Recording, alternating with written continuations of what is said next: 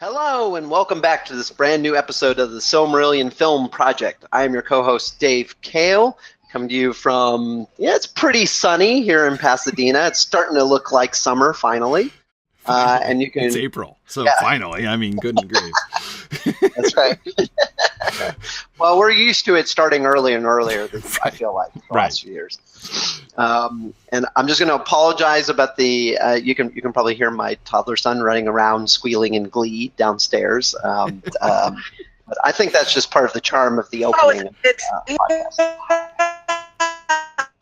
part of this particular podcast. It's part of the brand. Right. Yeah, Squealing toddlers and yelling birds. It's certainly part of the brand, that's for sure. So we're starting. Wally's probably going to become. Buddha is super famous now. I had a friend of mine. He actually quite frequent on Corey's streams, and he said he was in a store the other day and he heard a noise and he goes, "Is Buddha here?" It's Buddha and here. he turned to the corner and it was a child screaming. People are having like PTSD now. They're like, "Oh God, was that a toddler or a parent?" Or was it Buddha? Yeah, that's right. Yes. So we're excited. We're entering an exciting phase. We're in an exciting phase of our podcast, which is we're finally discussing episode outlines, which is great. Yeah, which is great. Yeah. So anyway, without further ado, I am joined as always by the Tolkien professor Corey Olson, and thankfully Trish Lambert, the Tolkien maven. I was going to say not necessarily as always the Tolkien maven. That's right. That's why I'm incredibly grateful. So. Good morning, how are y'all? Yeah. Yeah, absolutely. I'm back, so that means a lot of off-topic jokes. That only tangentially apply to the Silmarillion. Hey, well, this is as Dave says. I mean, this is going to be it's going to be a fun session. We're going to be finishing our looking at the sort of big picture of the season, which has been so challenging to sort out here in season 4, but it's been a really interesting kind of challenge. I've been really enjoying thinking this stuff through. Different kinds of questions that we've had to deal with here than we have in seasons past, and I think it's been really fun. So trying to sort of solve the last few issues here this morning, and then begin to kind of go through, make sure that we, to basically apply what we've just been talking about, right? And think through it on an episode by episode basis. We're not going to spend too long on each episode. That is like what we're doing. I just wanted to sort of make expectations clear, right? What we're going to do right now is not like plan out scene by scene, each episode is how each episode is going to go, right? We're going to leave that to the outline writing team as usual. But just kind of thinking through, making sure now to kind of track episode by episode how all of those plot lines, thinking about that Gantt chart we were looking at last time, and all that stuff to really begin to think through and make sure we can conceptualize how all of this works and kind of do one last pass through it. But that we're not gonna take too long per episode. That at least is the goal. Exactly, Marie. It's the script team who's going to be working on the specific details, and we're going to largely leave them to that. Though, of course, there may be moments and scenes and pictures and things that kind of come to us as we go through that we'll sort of share. Anyway, all right. So let's jump in. Just a couple quick announcements this morning. Nadermoot is almost here. Next Saturday, a week from tomorrow, is Nadermoot, our first Signum moot in continental Europe. In fact, first time I've ever been to continental Europe. I've never even traveled there before. All of my European travel so far has been in the UK, basically, because I keep getting drawn over there for academic conferences and things like that, Tolkien stuff and everything. So I'm usually in England and Wales. But I'm excited. I'm excited to go to the Netherlands. I can't wait for Nadermoot to see Leiden and of course, most importantly, get to meet and visit with all the folks over there. So if you can get yourself to Leiden next Saturday, you should absolutely join us. It's going to be great fun. Go to signumuniversity.org/event, as you can see here on the screen, and you'll see the entry there for Nadermoot. And of course, Mythmoot 6 is coming up at the end of June. That's of course substantially further away, but of course it's getting closer all the time, and Mythmoot is our big session. for the year. The sort of the culminating event of our moot calendar. The regional moots are a wonderful opportunity to go around and for people who are kind of more local to kind of gather together in a way that's sort of easier for many people. But anybody who can make our like one big central international gathering there at Mythmoot every year, it is such a wonderful experience just to be immersed in this, being surrounded by like-minded, wonderful people, and talking and discussing and having fun with this stuff for several days on end. Absolutely fantastic. So anyway, that's coming up. You can register again. You can get the link to the Mythmoot page on signumuniversity.org/event. All right, so let us think for a second about some of these lingering issues from the overall plot thing. So Nick created a visual tool for us, and thanks, by the way, Nick, for this. This is very helpful. Let me see if I can bring this up here. Okay. Here's his visual representation of the plot arcs from this season, which I think does a great job of indicating how complex, the kind of complexities that we're sort of dealing with here. And I think this is a really interesting way to think about this. One thing I have to admit, Nick, is that I'm not 100% sure I understand what the y-axis is, like the numerical representation of the y-axis. I mean, I understand that like 0 is like it doesn't, like that plot line doesn't occur in this episode, right? We're not dealing with that at all.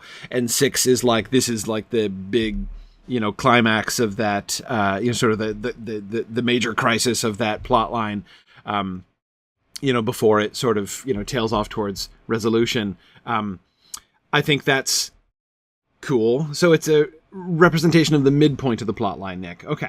All right.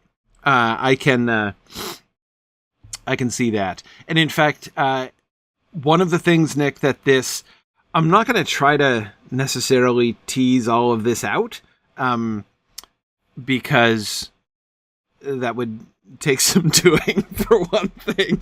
But Nick, I will tell you, this really helped me, right? This really helped me because as soon as I was looking at this, okay, not as soon as I glanced at it, took me a little while to parse it, but once I did parse it, I think I can immediately see the problem that is leading to the last big lingering issue that we didn't get to discussing last time. Those of you who were with us last time will remember that the buck that I was passing down to last week, was the dragon issue, right? What about Glaurung?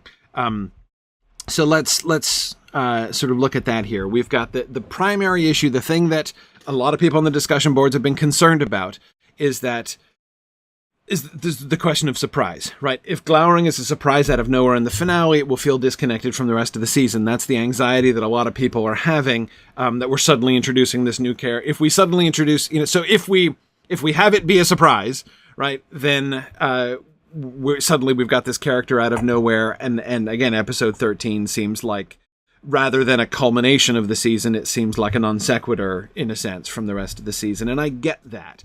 And there are a number of suggestions for how we can work Glaurung's character in earlier.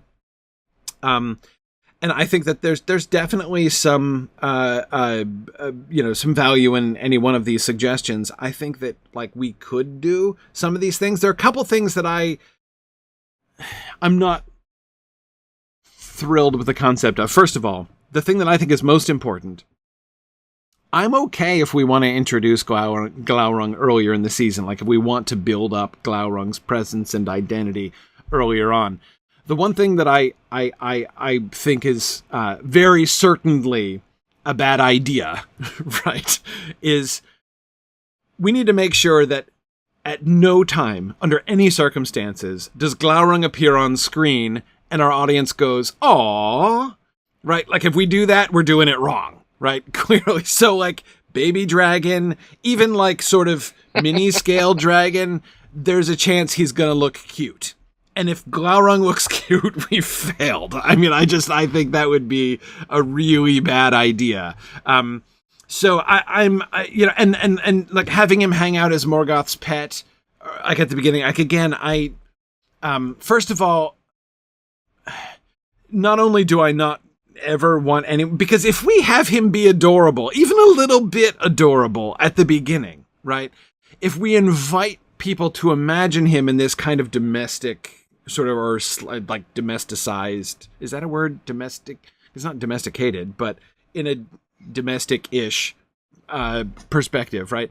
That's going to linger, right? And I don't want people to be like coming to Glaurung when he's, destroying Nargothrond and being like, oh, but I remember when he was so adorable, right? Like, it's just, I don't want that. He needs to be horrifying, I think, from the beginning. Anyway, I definitely don't. And so again, even and having him be in sort of pet category, I'm not a fan of that either, because of who he is, right? Glaurung is very proud, and have him even fawning on Melkor, he would find that demeaning. His spirit is grown up. He's not an infant, right? Even if his body is maturing, I don't think that we would want his spirit to be adolescent exactly, right? He can be learning. He can act foolishly. I mean, it can still be that his breaking out prematurely here at the end of the season can still be a rash and, in the end, unwise move by him. Again, he doesn't have to be to have reached his full maturity of strategy and mentally in the same way as he's not going to have reached his full maturity physically. But I wouldn't want to have him actually immature in a sort of broader sense. Now, the other thing that I have to admit, I'm a little bit, and of course I'm always, if people would want to make a case, I'm always willing to be convinced, and sometimes I am, even by things that I just don't think I would be. So, but I'm not hugely fond of the meeting the spirit who wants to be Glaurung earlier on either. Mostly because, well, I don't know. I wouldn't know how to depict that.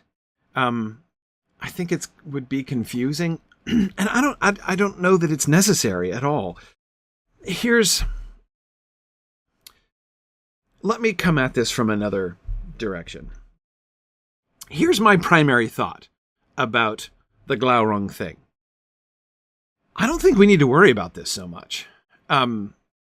I think that, well, let me go back to Nick's chart.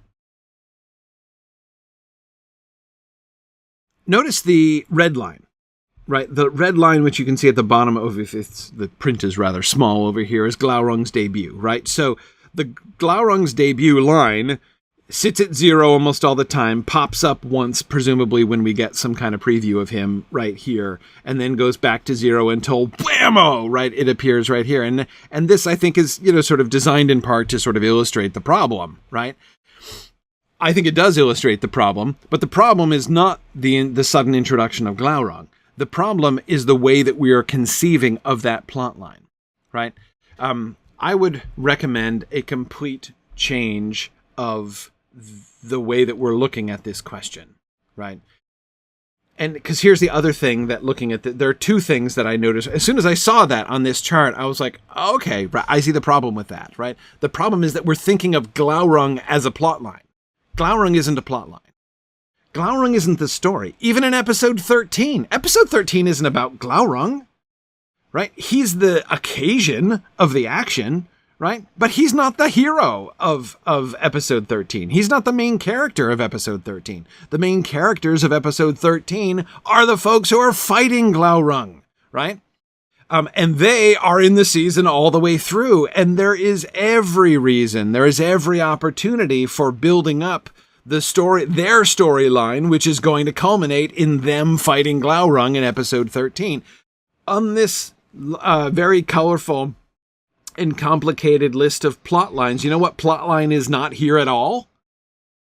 The siege of Angband, right? There is no siege of Angband plot line here. We've got the intra-Noldor reconciliation, right? So how they're relating to each other. We've got the issues of the Noldor and the Sindar and everything, but there is no arc for the whole setup and attitude towards the war against Morgoth. And that should be a major plot arc over the course of the season. We were talking about that a little bit at the end of last time, thinking about Fingolfin, when you guys were convincing me that Fingolfin should be the one who is the spokesperson for being overconfident, right, after the Dagor Aglareb. That he should be the one who, after the battle, is like, see, look, we got this is great. So that his despair after the Dagor Bragollach, his despair in the, at the end of season 5 is going to be sort of more psychologically compelling. I like that. I think that's a great suggestion. But again, the point is that's a major plot line.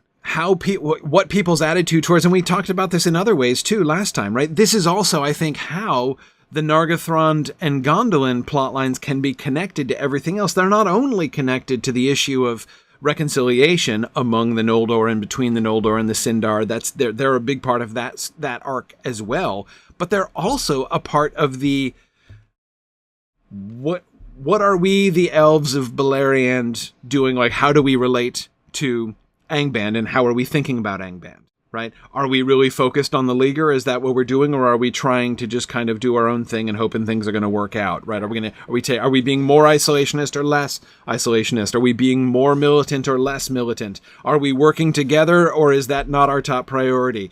We talked about Finrod and Finrod's vision, right? And how the Nargothrond vision, so we've got first Finrod at Minas Tirith, right?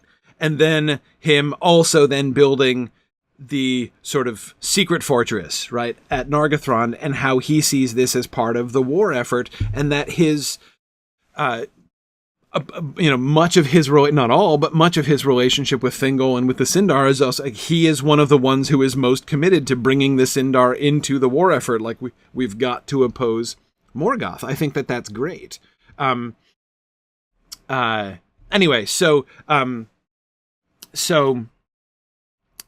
I think that's all good. Like, and we can also put Turgon into that context as well, right? Turgon has a different attitude towards the war, right? He's taking the Gondolindrim, or they who shall become the Gondolindrim, off the field, right? He's taking them off the board when it comes to, laying the siege of Angband. That's a pretty significant choice, as we will see in the Nir Naeth Arnoediad. When Turgon and the Gondolindrim show up, it's kind of a big deal. Like they are a significant military force, Turgon and the Gondolindrim. So, his choice to be like, okay, this whole realm of a mingled Noldor and Sindar, we're out. We're not going to participate in the siege at all. We're going to hide. That's a big deal.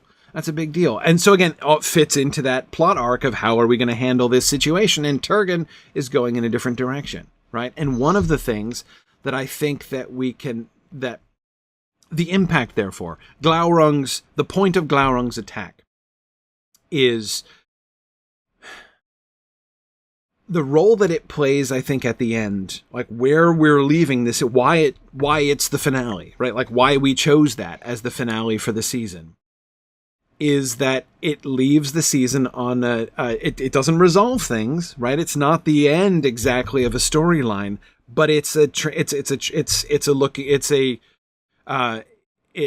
answers a bunch of questions from earlier on, and it points to the answers of these questions, right? Again, nothing is settled yet, but those like Fingolfin who think they have the situation under control, right? Like, we understand what the circumstances here in Beleriand are, and we have it handled, right? When Glaurung escapes, this is a clear indicator. No, you don't. The situation is changing, and it's gonna change more, right? You're not actually prepared for what Morgoth is going to be able to throw at you. The situation is a little more dynamic than you want to settle into this static, leaguer, right? Thinking you could just besiege him and then move on with your lives, right? He's not going to let you do that. It's not going to work. He's going to throw something new at you, and here is something new, right? That's why I think it's fine. Not only fine, good. I like the idea of having the dragon be a surprise. And I don't think there's any problem at all with having the threat that comes at the end of the season be something that was unanticipated by everybody. That seems to me a very logical culmination of that plot arc, of the let's besiege Angband and keep everything under control, and that arc ends with Angband showing them you don't have everything under control, you haven't anticipated everything. I think to me that's totally fine. Introducing the sudden introduction of a new character, like a new character arriving on the scene and our needing to get to know him later, doesn't seem to me like a problem, especially since, again, Glaurung I don't think should be the focus. I would be fine, by the way, if we never even established Glaurung's personality in season 4 at all. Leave that for season 5 and beyond, right? All we need to, and it wouldn't it wouldn't be a non sequitur if we just have all we need is somebody among the elves to have a foreboding that something is coming that they don't expect, right? All we need is one person. Turgon, perhaps, suggests himself, right? Have Turgon at the Merith Atherthad saying, okay, I have a bad feeling about this, right? Have him say, I think that something is coming that we don't anticipate. I think that Morgoth has something that we've never seen. He's going to come up with stuff that we've never seen, and this is going to be harder than y'all think, right? And have people be like, some people be uneasy, and some people be like, no, I think we got this. I think it's fine. Then the Dagor Aglareb happens, right? The orcs attack. And so the people who said, I think we got this and are fine, like Fingolfin and others, will be like, see, Turgon, it wasn't so bad after all. Like, you thought something bad was coming, and it was like not great, but we totally handled it, right? So it's fine. And then have Turgon be like, that totally wasn't it, right? There's more. There's something else. This was a sideshow, right? This is not the real thing. Hakan, I agree. I think it would be pretty cool if Glaurung doesn't speak at all until season 6.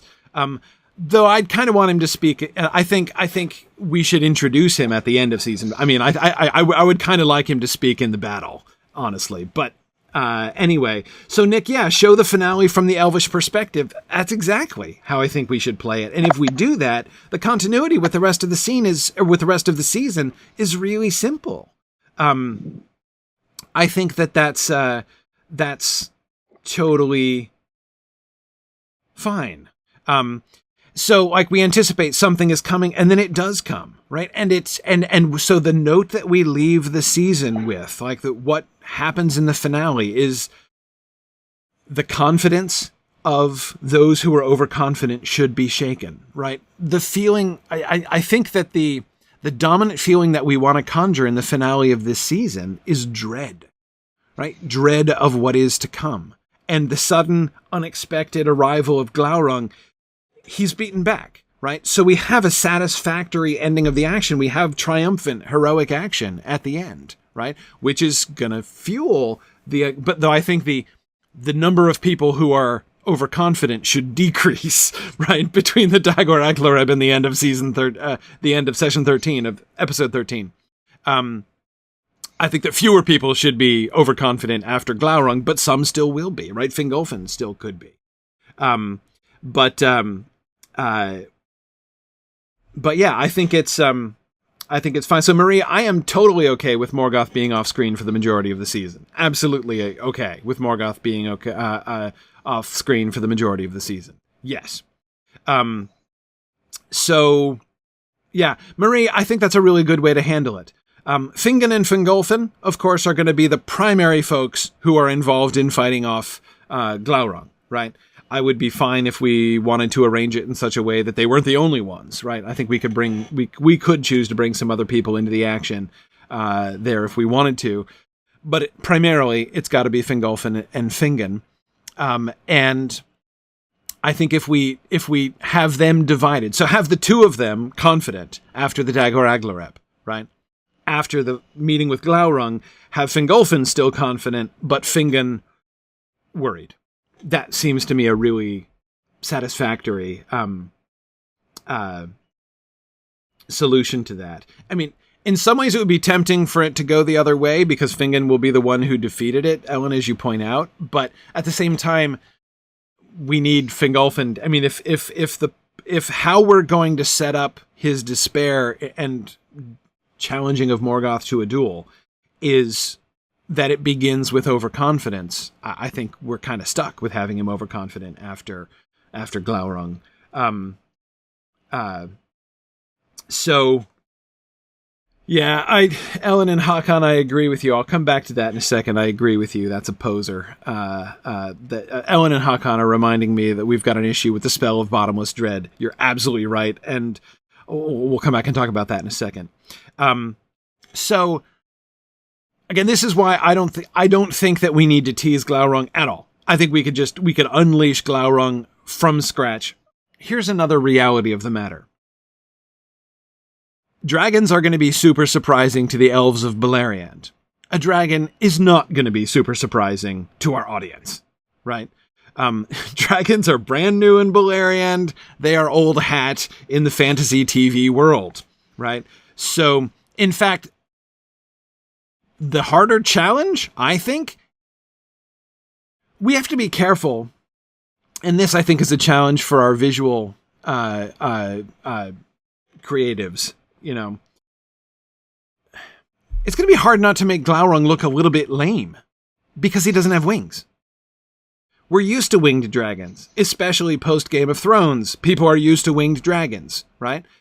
Even Tolkien people who, when you say dragon, think first of Smaug and not first of Glaurung, are gonna imagine a winged dragon, right? So when we introduce a dragon and instead of sweeping up majestically on enormous wings and flying down and destroying things, he's just landlocked, right?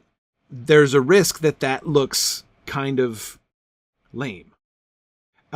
So yeah, I figured you guys are discussing this on the, that we have artwork and stuff, and I know I can trust this stuff to you guys. I just wanted to point that out. That seems to me like a more pressing issue. And another reason why I don't think we exactly have to tease him. In some ways, I think that the desire to introduce him earlier in the season and introduce his storyline earlier in the season, as understandable as that is, I actually think it makes the problem worse instead of better. I agree. I think the more time he spends on screen, the worse it's going to get. Yeah, it's like I think this is a case. If we're thinking about this as an adaptation, I think this is a case where we have to get out of our own heads as Tolkien fans. You know, what I mean, who are like, what are you talking about? Glaurung's scary. The only person who would say that is a person who's like been reading the Silmarillion for years, right, and has like conditioned themselves to feel that way. But for like a person who's coming from, say, the Game of Thrones or something like that, their first experience of Glaurung is him on screen, not going to be impressed. Going to be impressed, right? And no amount of like good special effects and excellent design, I think, will fully mitigate that. Like it's just he just doesn't meet like now. And Calagon the Black, I think people would be find pretty awesome. But like, yeah, people are going to be kind of like. He just seems like kind of a dinosaur almost because he doesn't fly. Because he doesn't fly. Yeah. It's definitely a risk. And you're right, we are in a post Game of Thrones world, so yes. I think we have to accept that and like plan around it rather than say like, well, people should just get with the program. This is Tolkien. Like, I think we have to plan around it. I think if we're able to, this could be a non sequitur, I don't know, but let me just give this a shot. Not worry so much about the viewer reaction as get the viewer invested in the elves' reactions. Right. Yes. You know what I mean? Exactly. It's like don't worry so much about how the viewer's going to take it, but have them identify so closely with the elves that they feel for the elves when. Yes. I think you're right. Yes. Which probably means not showing him on a screen as much. At least the more we show him on screen where there aren't elves reacting in terror to him on screen, the less scary he's going to seem. Yes. That's true. Yes. Agreed. Agreed. I think that's a really great point, especially since, so the reason Glaurung is scary. Like I'm not trying. I want to make sure nobody thinks I'm trying to suggest that the like Tolkien's character of Glaurung is a lame dragon. I'm not saying that at all. I'm just saying it's one of the challenges of visual adaptation. That would be a good pub name. The lame dragon. Yes. It would be. It would be. I think what makes him scary, unfortunately, are things that aren't going to translate to the screen quite as well. Exactly. Certainly, and Dave, exactly as you were saying, are going to translate least well when he is on screen by himself. Right. It is the aura of the dragon that is scary. Right? It's not just like I'm scared, like I am affected as a person when I am looking at this dragon because he is large and scaly, breathes fire and flies, right? It's not the mere, there is an awe about the dragon, like it is the power of his personality, right? Thinking of Smaug's rather overwhelming personality, right? And Glaurung's much more overwhelming personality. And so, Dave, coming back to what you were saying about, and Trish, about elves reacting to them, right? We need to have the elves' reaction to them, and they can talk about it. Like, we can do this in dialogue to some extent as well. They react to him not just as a monster who's big and scary, but like there is something off about this guy. He creeps them out. He disturbs them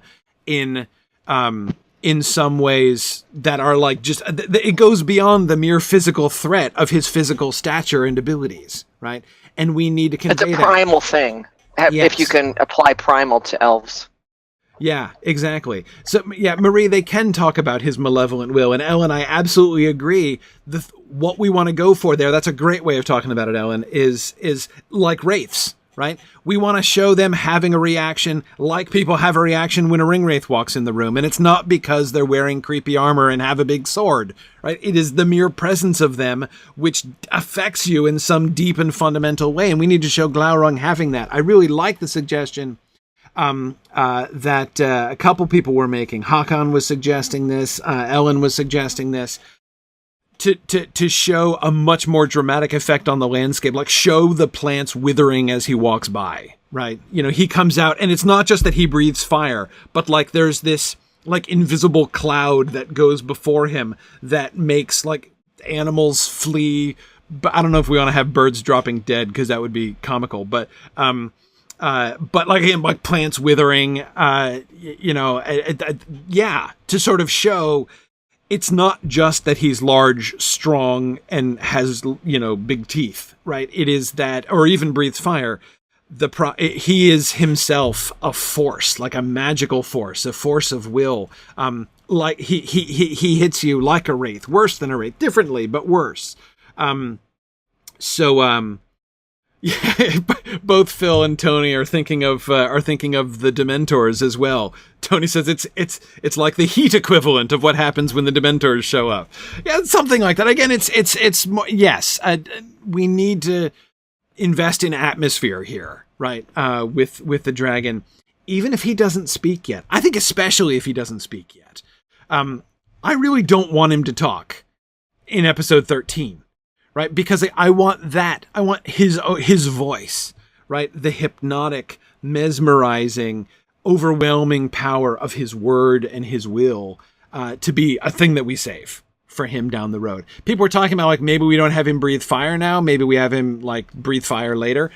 I do think that we need to like save some bullets in the chamber as far as Glaurung is concerned, so that when he comes back in the Dagor Bragollach, he is a much bigger threat than we saw him at the end of season 4. But I don't think it's fire. I think it's his words that we want to hold back, that we want to save. If we can establish that he is just this like large, terrifying death machine, right? Right. He is like this creepy, horrifying avatar of death moving through the land, right? And it makes the elves like freak. And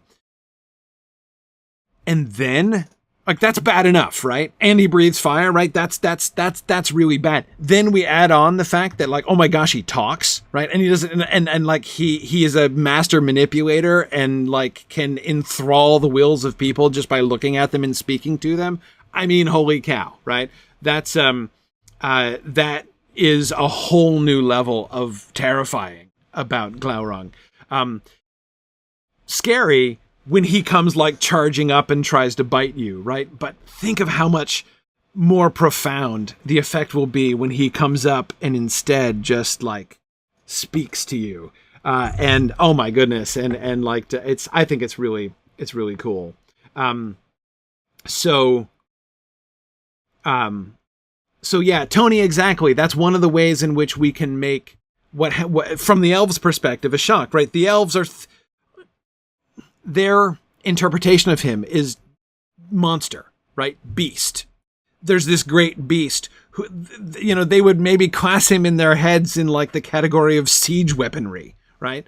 Morgoth is breeding this enormous monster, whom it took, you know, a whole, you know, regiment of our horse archers to chase off, right? And he, you know, like, what if there are more of them? What if he comes back with 50 of them next time, right? We might be, but they're not even expecting that that's not the primary force of Glaurung. That's not even his main weapon, right? So yeah. And Nick, I agree. We've established people like Maedhros, Fingolfin, and Fingon as being extremely brave and the most onward into battle, right? To use a Tolkien phrase. We've established that. So if they are intimidated, right? If they are affected, if they have to, I mean, we can have them kind of, you know, even at the end, like after he's been chased away in the closing scenes of episode 13, we can have them, you know, talking about it a little bit, about the effect of, did you feel that? Like, what was that? They don't understand it, right? Nick, yes, he should be faster than horses. If he can't fly, he's got to be fast. If he's lumbering, then as Dave says, he is going to look like a dinosaur, right? We don't want him looking like a brontosaurus. I know there's no such thing as brontosaurus anymore, but anyway, you know what I mean. That would make it even worse. It would make it even worse. Yeah, he's got to be fast. And Marielle, that's exactly it. The rational, cunning, demonic danger is always more terrifying than the wild, ferocious, bestial, powerful, you know, physically powerful. Absolutely. So that's how we can both reveal him and not reveal him, how we can reveal him and hold things back, right? And again, if the focus of episode 13 is on the elves, not on the dragon, right? Not from the dragon's point of view, certainly, we don't need to know why he's escaped. We can deal with that later if we want to, right? Who is this guy anyway? Where did he come from? And why did he escape? If we want to deal with that later, we can deal with that later.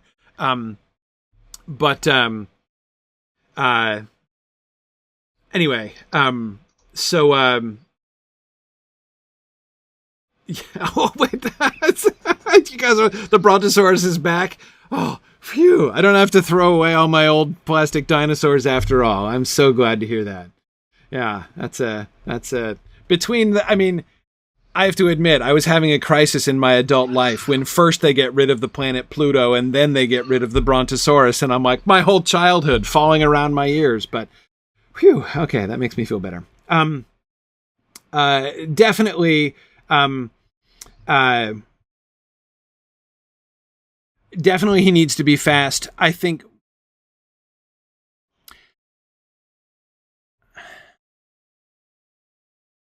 I have personally never been a big fan of the serpentine Chinese dragon. I never have. But it is clear that Tolkien does not share my prejudices on that point. Tolkien was clearly very fond of the serpentine dragon. And we can see this very clearly in his own art. Hakon,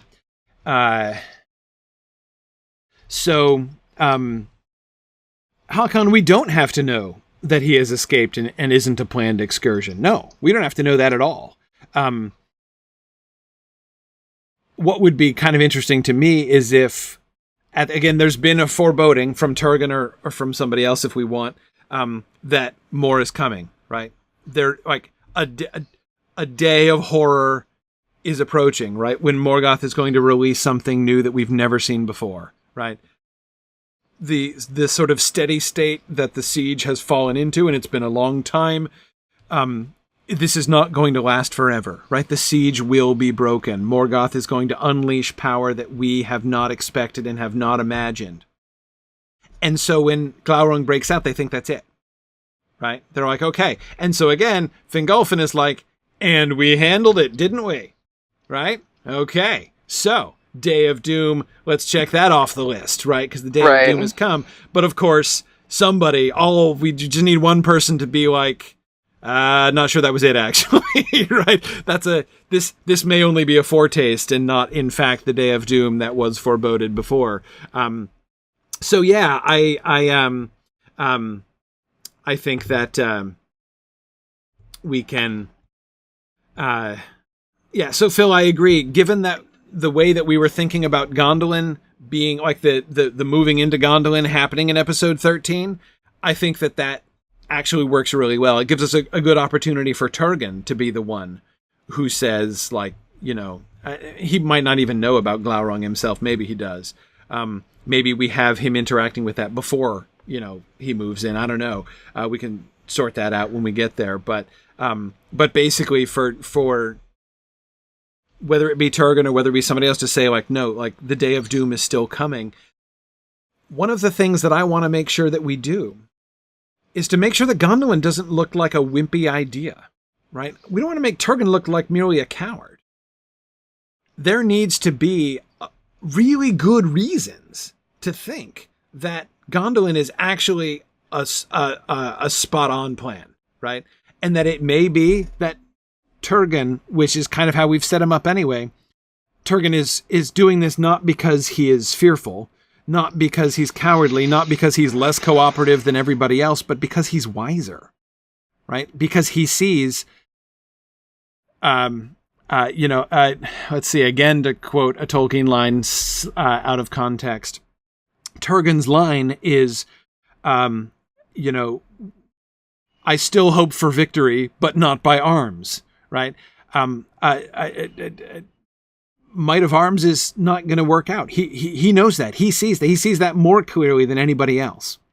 He's not contributing to the Leaguer, not because he doesn't want to help, not because he's afraid, not because he's, hunkering down and hiding behind, his brothers and cousins, but because he sees more clearly than anybody else that this isn't going to work. And their only real hope is to try to preserve, to conceal and hide and preserve, and let the waters break around them, right?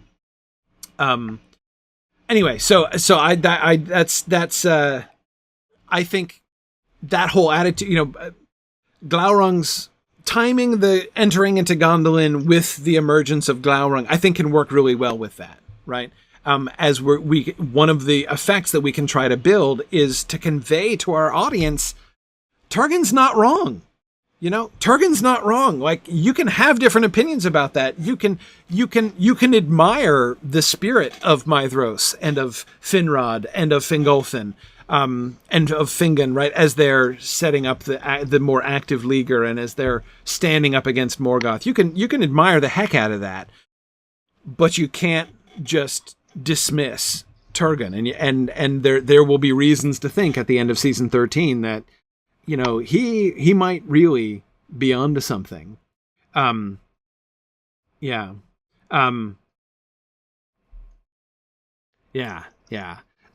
So anyway, thinking about this as a kind of spectrum, right? It seems to me,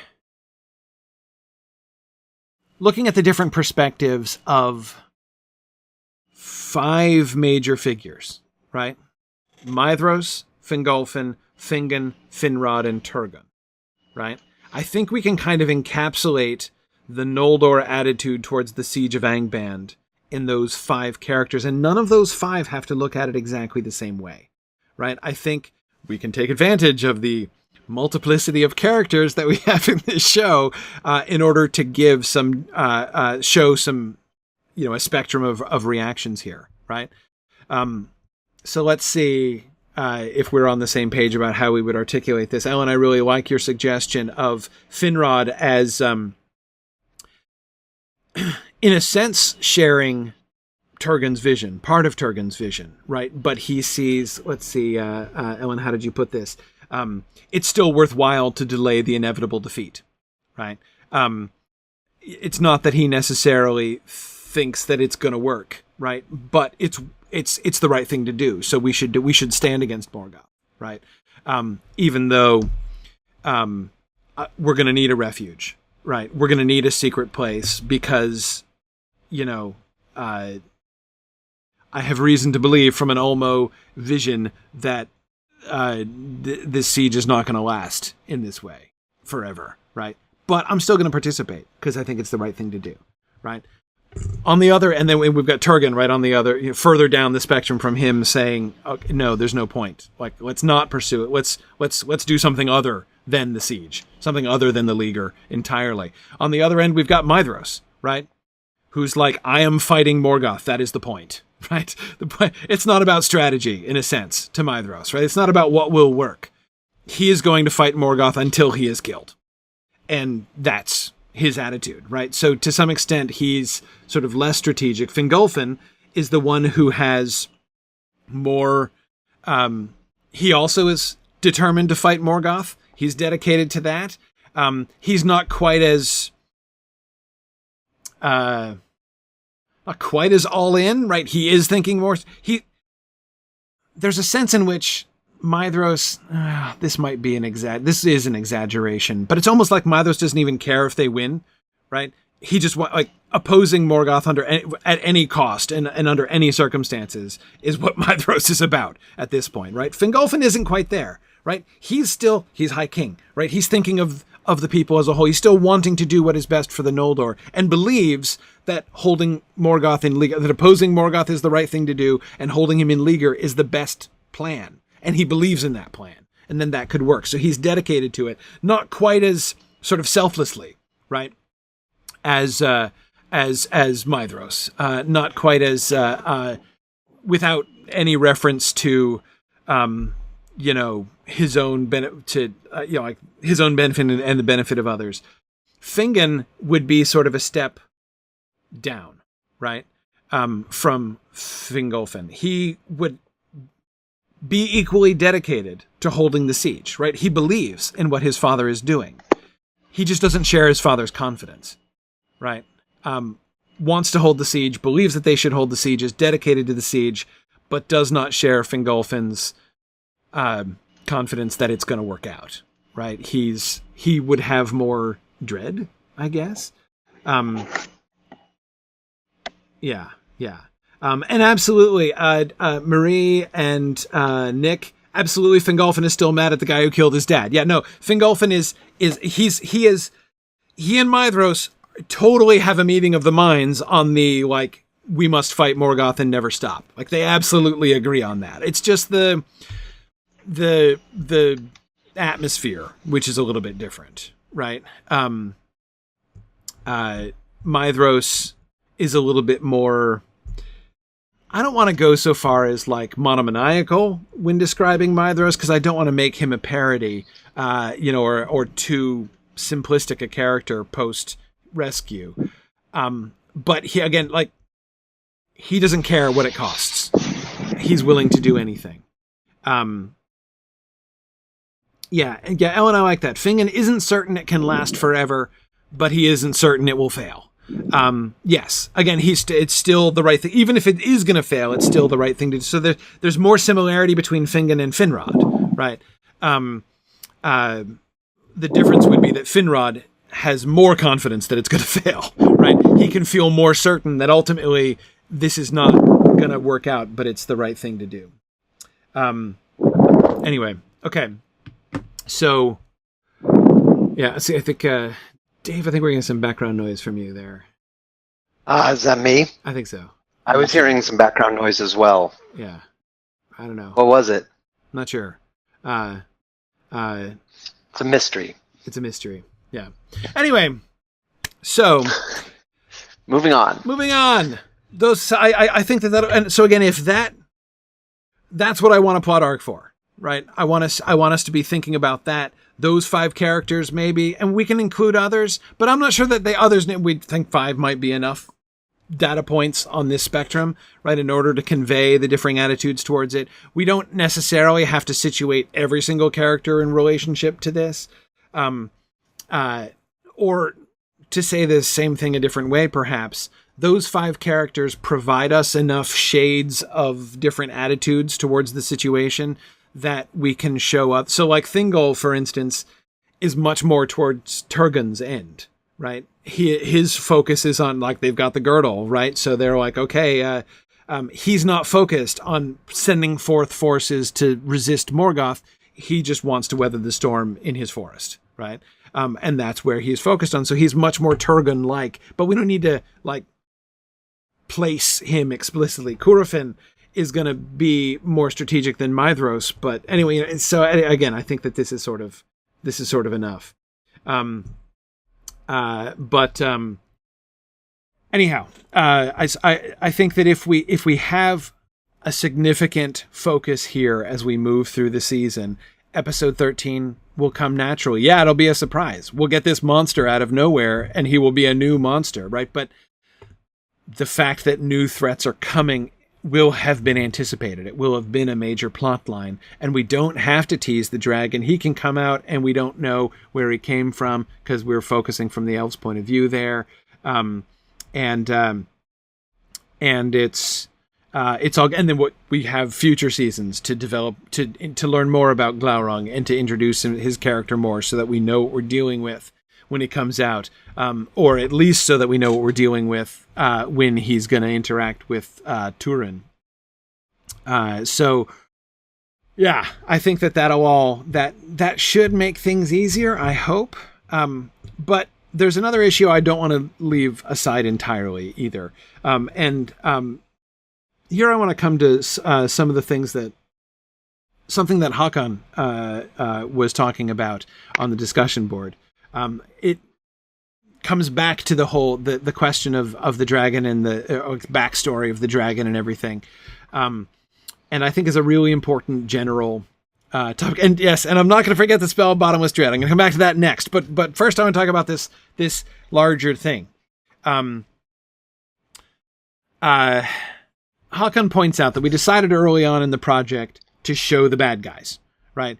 Tolkien's text on the whole does very little of this, and not just the Silmarillion, right? We were talking about this in the context of Sauron in The Lord of the Rings. Were we talking about that here, or was it somewhere else? I can never remember. I do so many broadcasts, I can't remember where I was having this conversation. I think it was here, about how Sauron is such an effective villain in The Lord of the Rings because we never meet him, right? Because we don't see him. Was that here we were talking about that? I'm sure we talked about that at some point. I'm sure we were, yeah. Anyway, but I agree. That is Tolkien's general approach. We do, sometimes meet the villains, like we meet Saruman, unlike never meeting Sauron, right, in The Lord of the Rings. Anyway, it's all fine. But anyway, as Hakan points out, we decided to go in a different direction from that, and we did that from the very beginning. And I don't regret that.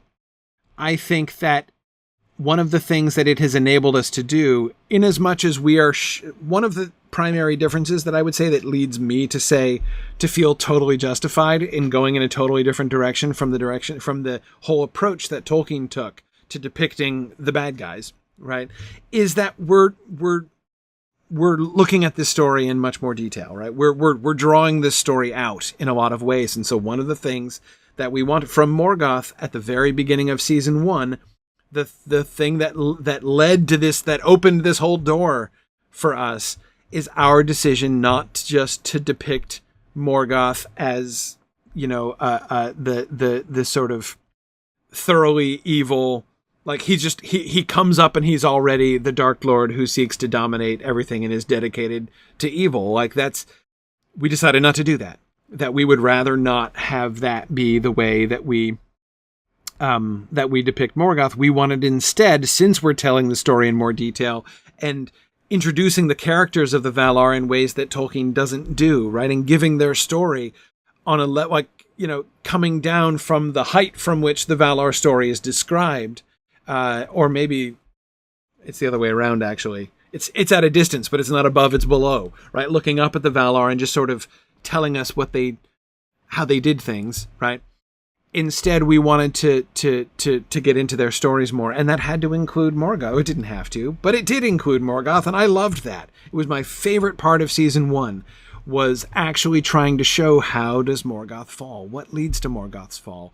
Because although Tolkien doesn't depict his villains in a lot of detail most of the time, we don't get a lot of their backstory. We very rarely get what they're thinking, right? We never get a scene from their point of view. Does that ever happen? Do we ever get a villain's point of view scene? I don't think so. The closest I can think of to it is the invasion of Crick Hollow by the Nazgul, which is almost from the Nazgul point of view. Not quite, right? We do get the dialogue, let the little people blow, right? That's the Nazgul thinking, let the little people blow, as they're riding out of Buckland, is like the closest I can think of to... Yeah, Marie was just thinking of the same thing, yeah. That's the closest I can think of to Tolkien depicting in his stories the bad guy's point of view. Tony, right? Good. We get when Frodo claims the ring, we get that one paragraph which talks about Sauron's reaction. You're right, including that one awesomely structured sentence. That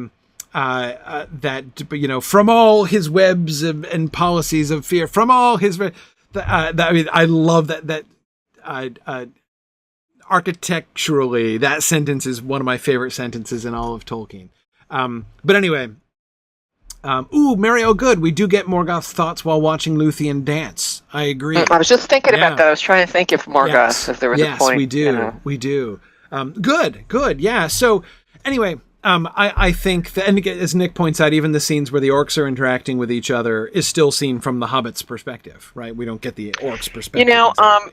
Your point earlier, though, I think is really true. It makes me just really appreciate Tolkien again as a master, is the fall, small t, small f, large T, large f, right, is an ubiquitous theme in Tolkien, but he never directly addresses it. Right. He doesn't. He depicts it like Morgoth, but he never. Yes. And we're told of it through other people. I just think it's really masterful. Yeah, I agree.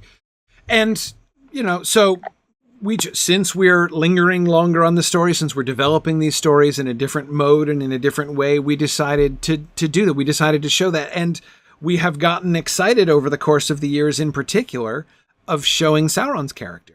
Right. And what is going on with Sauron and his long path, right, towards destruction ultimately at the end. And we sort of talked about how Sauron is going to be our one consistent central character whom we're never really going to lose. He's going to be our primary character, the one character who will be in every single season probably. That we I know we've said that before, but I don't know why it just hit me anew that that's true. Yeah. How ironic. It is. And so far from backing away from that, I think that we need to embrace that in interesting ways. But back to Håkon's point that he was making on the discussion board that I was coming to, he points out that we've made this decision, but then there's a risk to that, right? The more we explain, the more we show backstage scenes in Angband, the more we run the risk of undermining the bad guys, right? Making them not only less scary, but comical even, especially when they're failing.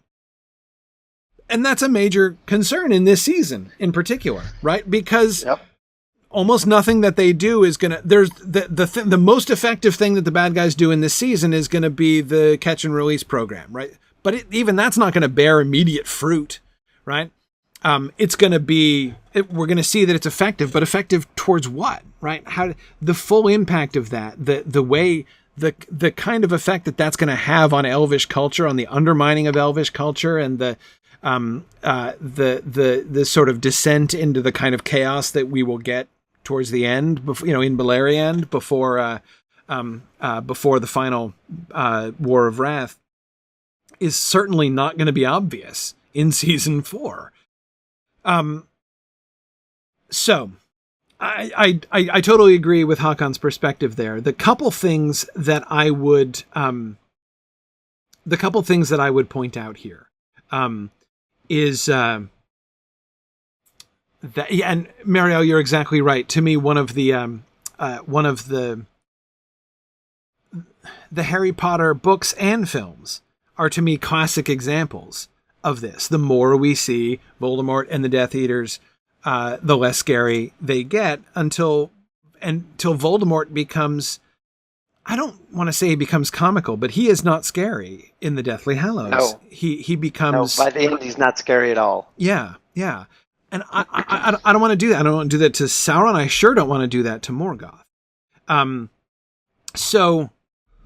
It is that is if we can take a moment. Yeah. That is an interesting, bizarre transition from the 6th book, where there's this kind of mystique. Where like learning more about his background actually makes him kind of more sinister and scary. Yes. But by the end of the 7th book, he's really not that scary. And I think in the context of Harry Potter, I think that actually works. I think she's going for that. Right. That in some sense, that is like what Harry's journey is, to learn that he's just a dude, and exactly. the ultimate. Yes. By the time that doesn't Harry work gets here, to the end of book 7, it's almost like the end of the film Labyrinth, right? I mean, the end of book 7 is almost like a "you have no power over me" moment, right? With Harry and Voldemort. And so I agree. That's a totally different plot direction, right? And that's a totally okay way to handle your villains, and it tells an interesting story on its own. Yeah. Works there, but definitely wouldn't work here. Yeah, definitely would not work here. We cannot. Morgoth cannot. Morgoth is Satan, for crying out loud. I mean, he is the demiurge of evil in the universe, right? So we can't do that with him at all. The more time he spends on screen failing, the less he seems like Satan, and the more he seems like Michael Scott from The Office. Right, exactly. And as Tony says, Voldemort is a human who thinks he is a god and is proved wrong. Morgoth is actually a god, right? So yes, that's totally different. Totally different. So anyway, this is something we need to think of. So there are a couple things that I think that we can do here in order to not go too far, make sure that we're not crossing these lines, right? One is, although I think it's still very fruitful for us to think about the bad guy plot lines as we've been doing, as we've been thinking about, we're doing a lot of thinking about what's going on behind the scenes, especially things like the rivalry between Gothmog and Sauron and all that stuff. I think we should be careful about directly depicting it too often. I think that, in fact, it might be kind of interesting to deliberately pull back from that, from the actual depiction on screen of the bad guys, especially within Angband, and especially Morgoth. Remember how we were talking about wanting to be able to show him changing, right? And how his power is decreasing because he's dispersing it more and more around him. If we see him on screen less often, that's easier to do, right? To introduce change so that the next time we see him, and it's been a while since we've seen him, he's different, right? Even visibly different. And Ellen, I agree. One of the ways in which to contextualize the apparent failure, like we show the bad guys failing all the time in this season. You're right. The reaction of the bad guys, especially of Morgoth, to the failures has a huge impact on that. If we show them being frustrated, right? I mean, if we let Morgoth and Sauron become, Bond villains who are like, "Oh, foiled again! I'll get you next time!" That's horrible, right? We can't let them become like frustrated, impotent bad guys. If it weren't for you meddling kids, exactly. So if the attitude is different, and I like Ellen's suggestion of confidence, like Morgoth sees all, like he knows. There is no way these elves can stand up to him, right? And in part, I would think that Morgoth would be like toying with them. so they win briefly for a time, and the Dagor Aglareb, okay, right? That will make his inevitable crushing of them more satisfying, right? He has the master plan that, or at least, again, we don't have to even know what it is. Right? We shouldn't be told what it is, right? We should just be reminded occasionally that the bad guys are not worried. The bad guys are not frustrated, right? Things are going according to plan. We don't know what the plan is, but things are going according to plan, right? Or like they have a plan in which they are confident Morgoth knows he can crush them, right? That's easy. Now, Nick, I agree. There isn't any way that the Dagor Aglareb doesn't look like a bad move from the outset. But again, that's where the tension comes in, right? Because Fingolfin looks 100% justified in saying, look at that, see? That's what I'm talking about, right? Bring it on, Morgoth. That was pitiful. Try again. You'll fail again, right? Absolutely. It looks horrible from the bad guy, to like from what we would imagine would be the bad guy point of view. So then imagine Morgoth reacting to this and just smiling a really creepy smile, right? That's it. That's Morgoth's reaction to the news. I love that suggestion. Then the viewers are like, okay, I don't know exactly now how to interpret the Dagor Aglareb from Morgoth's point of view, but he doesn't look like that went wrong, right? Something is, it's super ominous, right? Yeah. So I don't think we should show them interacting that much. Now, again, the difference here's what I would suggest. The different, although I think we should do fewer, and in this season, maybe none at all, like villain backstage boardroom meetings, right? I don't think we need to have I don't think we should depict the council of like Gothmog, Sauron, and Morgoth all getting together around a table and being like, should we invite Glaurung? No, I don't think so. Tevildo, get out. Let's figure out the strategy. Would you two stop fighting? Like, we don't have them talking about it, right? The difference, the thing that I think we should continue to depict, we should stay focused on why we started going backstage with the bad guys in the first place. And that is the characters. We want to show Morgoth's progress, Sauron's progress, right? We want to show Sauron's fall. So I'm still fine with showing fewer, but still occasional shots of Morgoth and what he's up to and what he's doing, or just how he's responding, right? With showing more of Sauron and Sauron's actions. So showing, like, having some Sauron and Thuringwethil scenes where Sauron is talking about his catch and release program. Sauron having, one of the captured elves, like having, Enile, for instance, to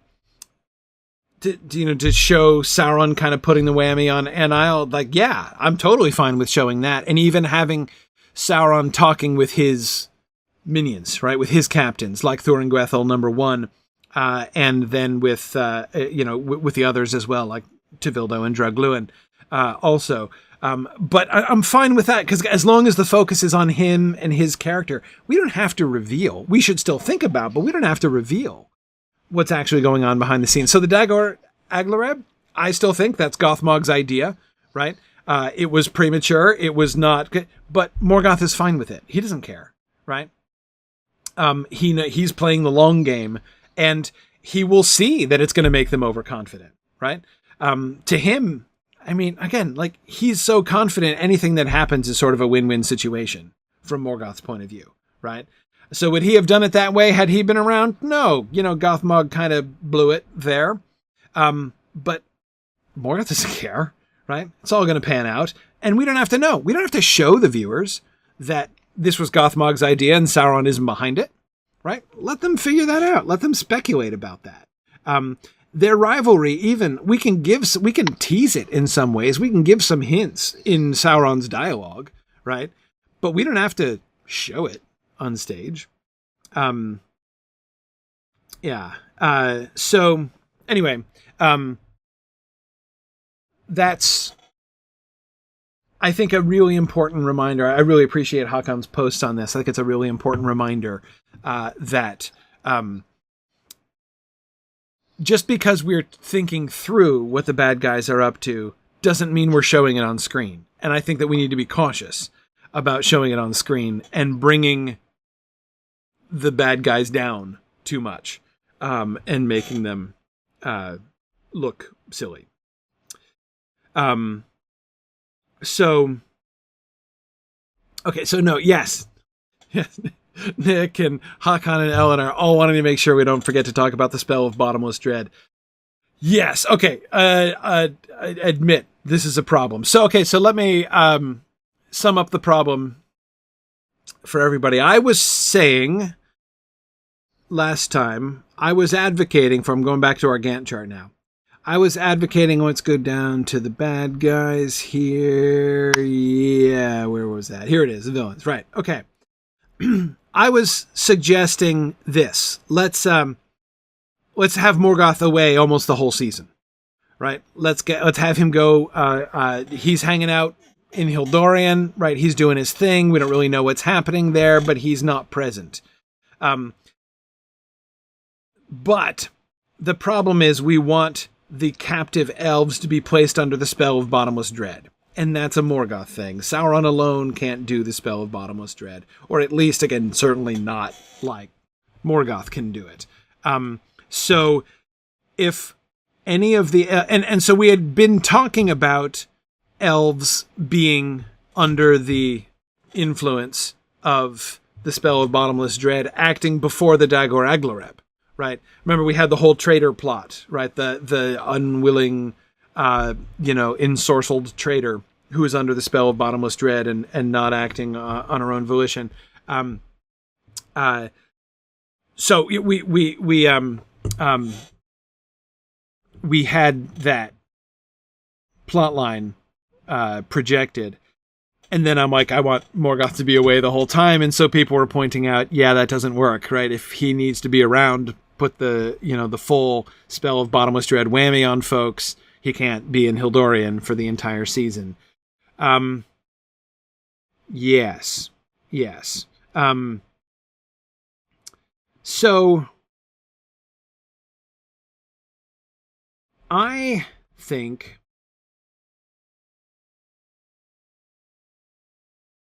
not depicting the backstage of the bad guys very much can make this easier for us, I think. We're not going to publish Morgoth's itinerary, right? We don't even... His absence, where he is and what he's doing, is not even something we're going to show, right? We're going to hint at it in order to give dark, ominous hints of this other project that he's working on. And I see that, by the way,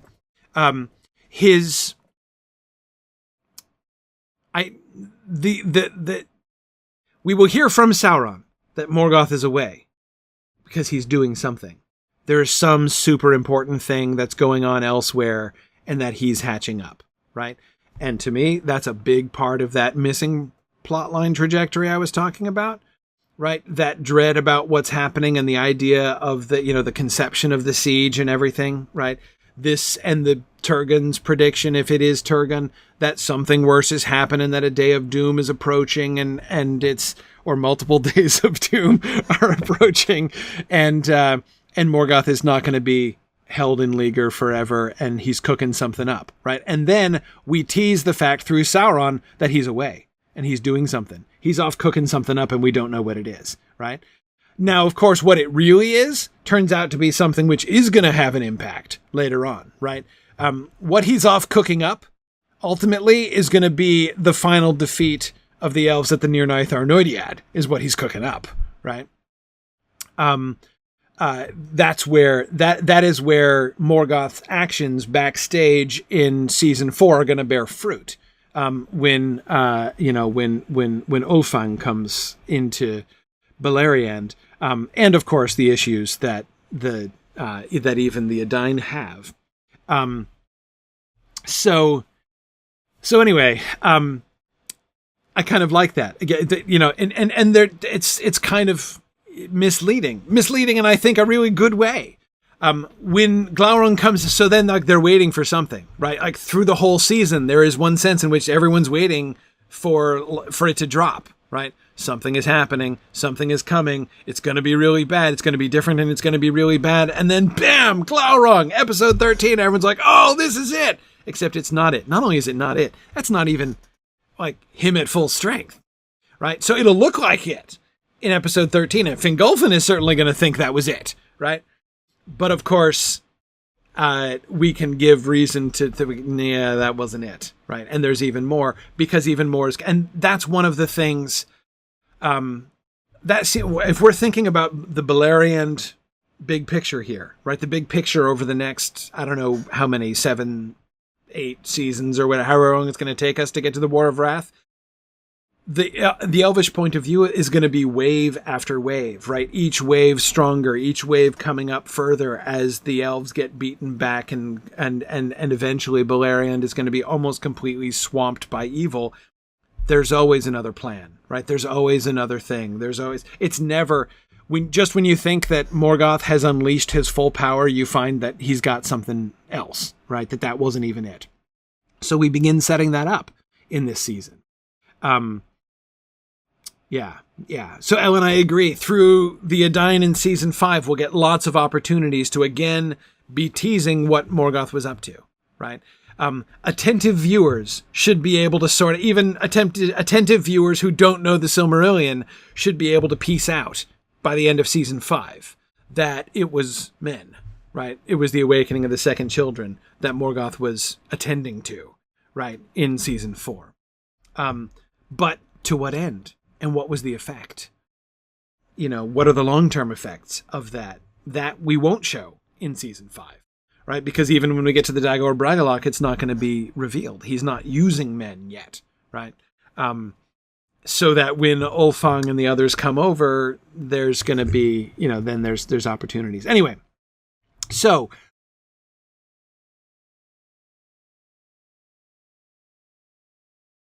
Morgoth can come back for visits.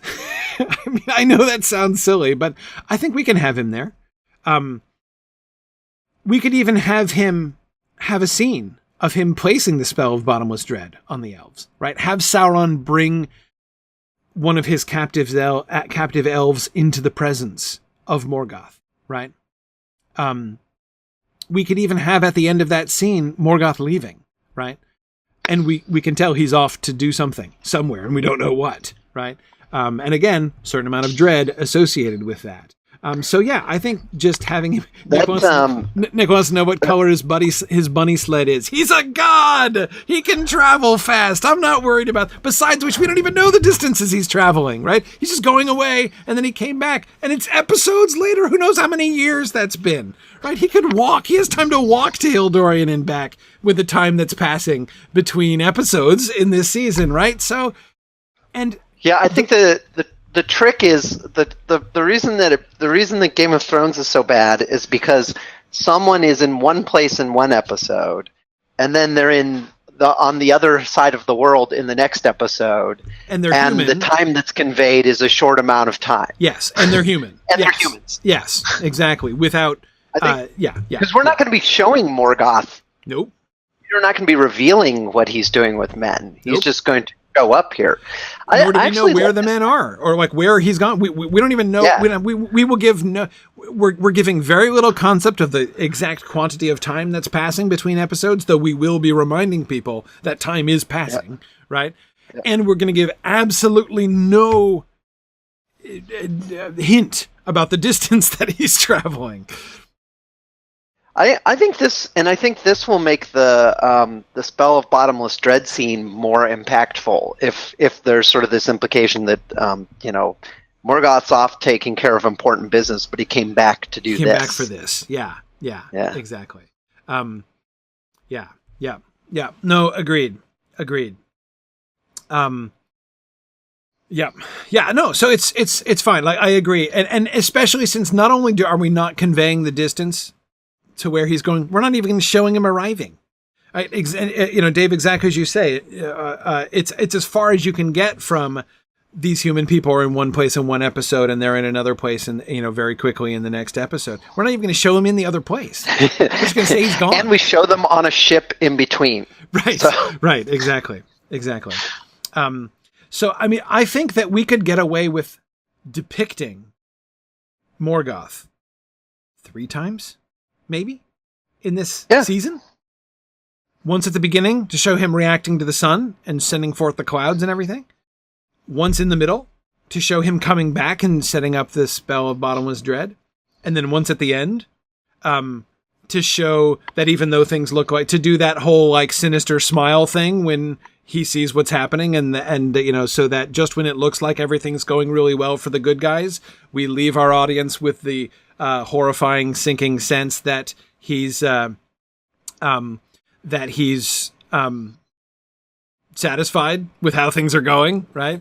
And Ellen, he absolutely could be around episodes 10 through 13. It doesn't mean we have to show him, is all I'm saying, right? We don't have to depict him. In fact, again, I think we should attempt actively to minimize how we depict him. We need to depict him often enough so that we can show his character changing. But remember, one of the consequences of the path that Morgoth has chosen is that he changes less. He is stagnating, right? He is petering out as a character. He is losing his personality. He is losing himself. That's one of the things that it means to fall, right? So even that, like he doesn't have to be a super dynamic character over the next few seasons. That's one of the, again, I think it's one of the things that we do. He's going to become more and more, in a sense, like a broken record, right? Anyway, yeah, so that's fine. We can, but we don't have to show him that much. So we can, sure, he can be wherever we want him to be. I just don't, but I do think it's worth it to convey at several points in the timing. Again, Morgoth's itinerary should be completely uncertain. In fact, look, there's a way that we can pay off Morgoth's itinerary being uncertain, right? We don't know if he's there commanding the battle in the Dagor Aglareb. Somebody, Fingon or somebody can be wondering, like, is Morgoth going to show up? Right? Is Melkor said the orcs are coming and they're fighting off the orcs. And Fingolfin is like, this is easy, right? Oh, I'm loving this battle, right? We are totally controlling this. And somebody can be like, Morgoth's going to come, right? Is Morgoth going to come? Is Morgoth going to fight us? And Maedhros will be like, yeah, is Morgoth? I think Maedhros needs to be there. At least I want Morgoth. If there's action, if there's military action, I want Maedhros there. Right? Yes. I feel like that's going to be important. But anyway, whatever. They should be dreading, like Morgoth himself marching into the battle. And he doesn't march into the battle. Maybe we know he's not there. They don't know he's not there. Maybe the viewers aren't sure whether or not he's back or not, right? Because they will have seen him earlier on with the spell of bottomless dread thing, but they've heard he's not there. Is he there or not? Who knows? Is he going to show up or not? And then he doesn't show up, right? So it's like, oh, okay. But again, if we leave our viewers kind of waiting for the other shoe to drop, again, that's good. That's what we're sort of building. That's what half of the elves are thinking. That's what Turgon is thinking. That's what Finrod is thinking. That's what Fingon is even thinking. Right? Okay, this is not played out yet. This is not how this is really, we're not seeing the full force. And of course, especially with the anticipation of Morgoth's approach, remember that we can begin to set up Fingolfin's duel at this point, right? Fingolfin hoping that he comes so that they can fight him, right? And he doesn't. And Fingolfin can, call him craven. This is what Fingolfin is going to be throwing in his face when he comes and knocks on the gates later on. Yeah.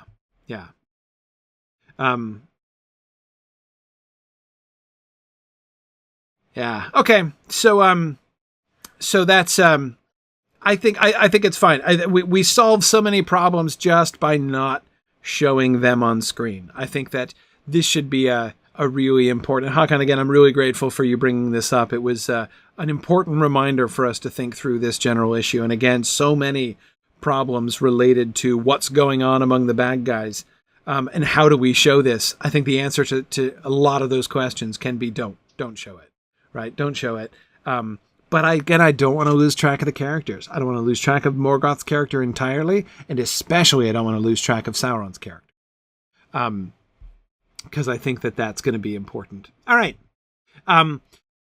All this said, let's now go on to episode 1, which I love what you guys have done here. So we have the main plot, and then we have some subplots. But let's start with the main plot. The main plot, of course, is Fingon rescuing Maedhros here in episode 1. So we have Fingon is living in the camp of Fingolfin on the northern end of Lake Mithrim. He learns that Feanor is dead and Maedhros is captive in Angband. Fingon is frustrated by the division of the Noldor, right? So we're going to have a lot of, mutterings and stuff among the Noldor here. Morgoth makes a cloud of smoke to hide Angband from the sun. Yep. Seeing his opportunity, Fingon makes up his mind to rescue Maedhros. Good. I love that the enemy's own darkness shall be, will work to our advantage, right? The anticipation of the action in, book 4 and 5 of the Lord of the Rings is excellent there, right?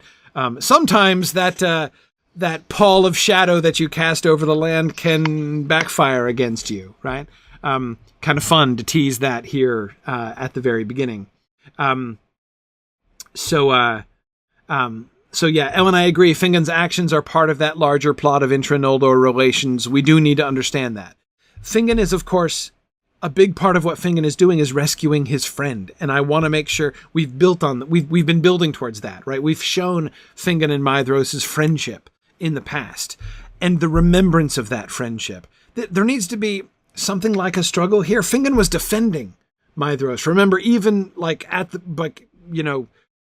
when they were abandoned, it was Fingon who was still speaking up to say, maybe there's a perfectly reasonable explanation here. He was the last one to want to condemn the Feanorians, but he's going to be struggling, right? But he wins the struggle in the end, the struggle against division, the struggle against resentment and hatred and unforgiveness. And he sets out, but he's motivated by helping his friends. So we want to keep that, but we also want to see him as he's also accomplishing a political end here as well, right? He's trying to heal the breach between their peoples. But we can't make it just a calculated thing, right? I mean, we've got to balance both of those things in our depiction of Fingon, and I think it's going to be super important. Okay. Fingon and Thangorodrim, right? The impossibility of the task, his searching the mountains for a secret entrance. Yeah.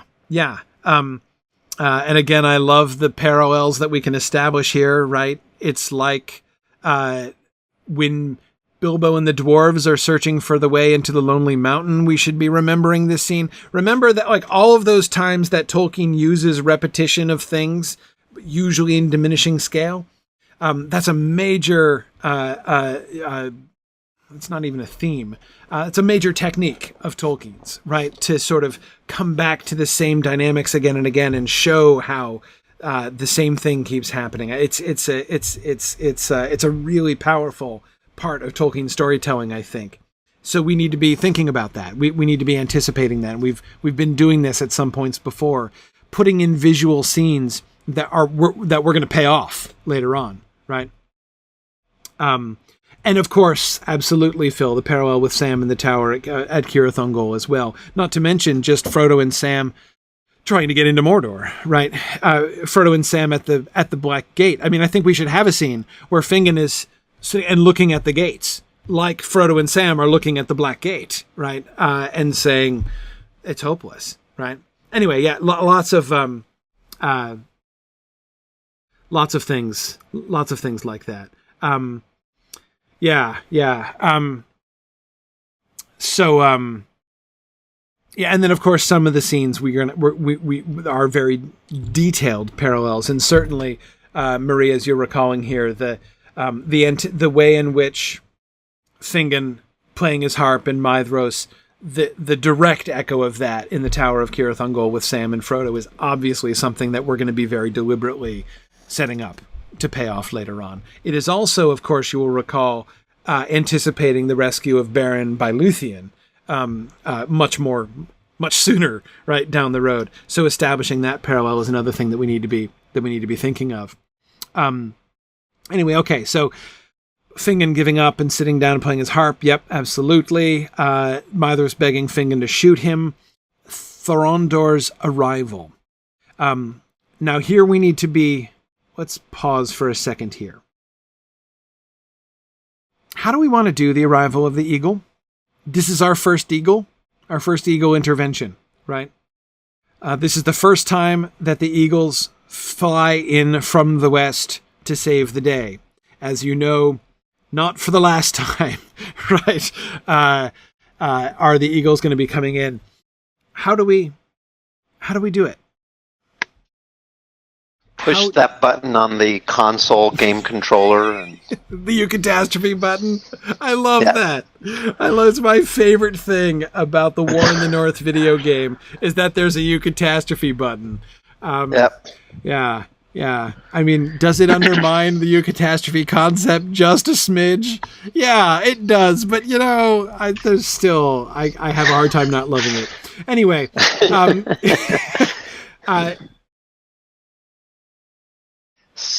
So what's when you ask how should we do this? What's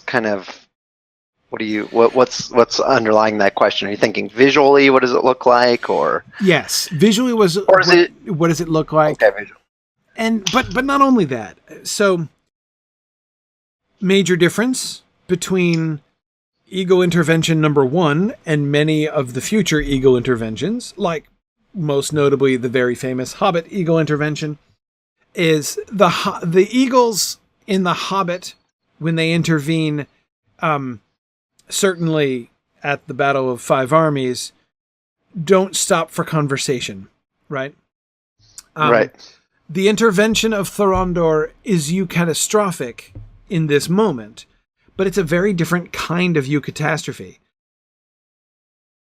Thorondor comes in dramatically from the west and then chats with Fingon. Right?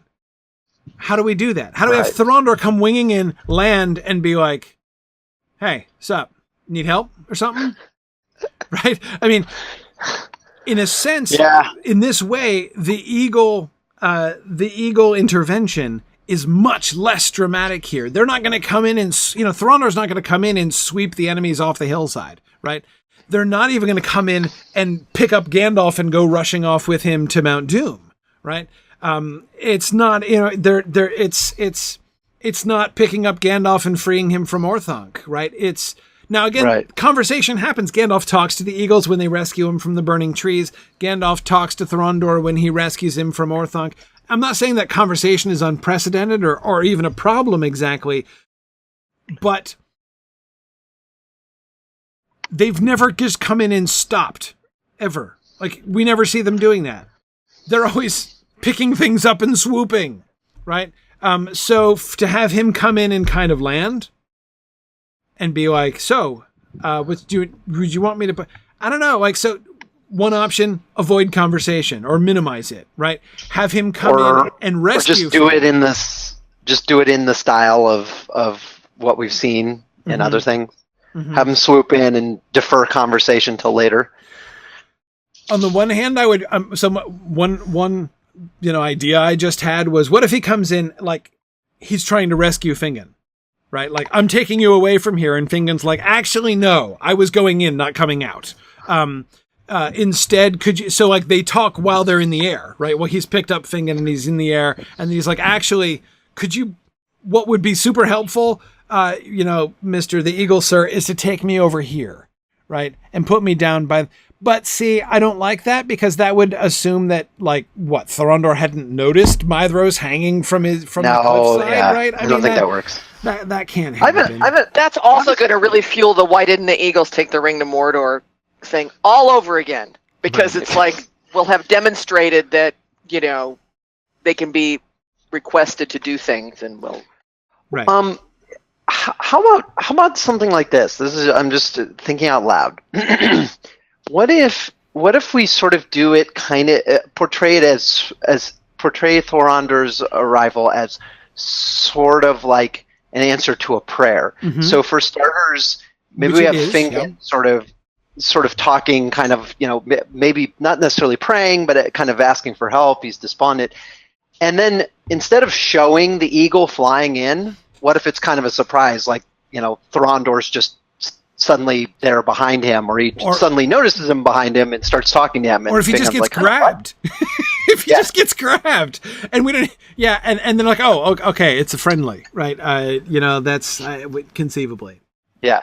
But I'm thinking maybe an element of surprise for both Fingon and the viewers, so that there's kind of a mystery, as opposed to just like, well, here comes an eagle flying out of the west in the because that is true. One thing we have to fight against is the viewer saying like, oh God, here we go again, Tolkien and his eagles. Here we go with the eagles. So if there's a way to make it different, so that we don't get that reaction, that'd be nice.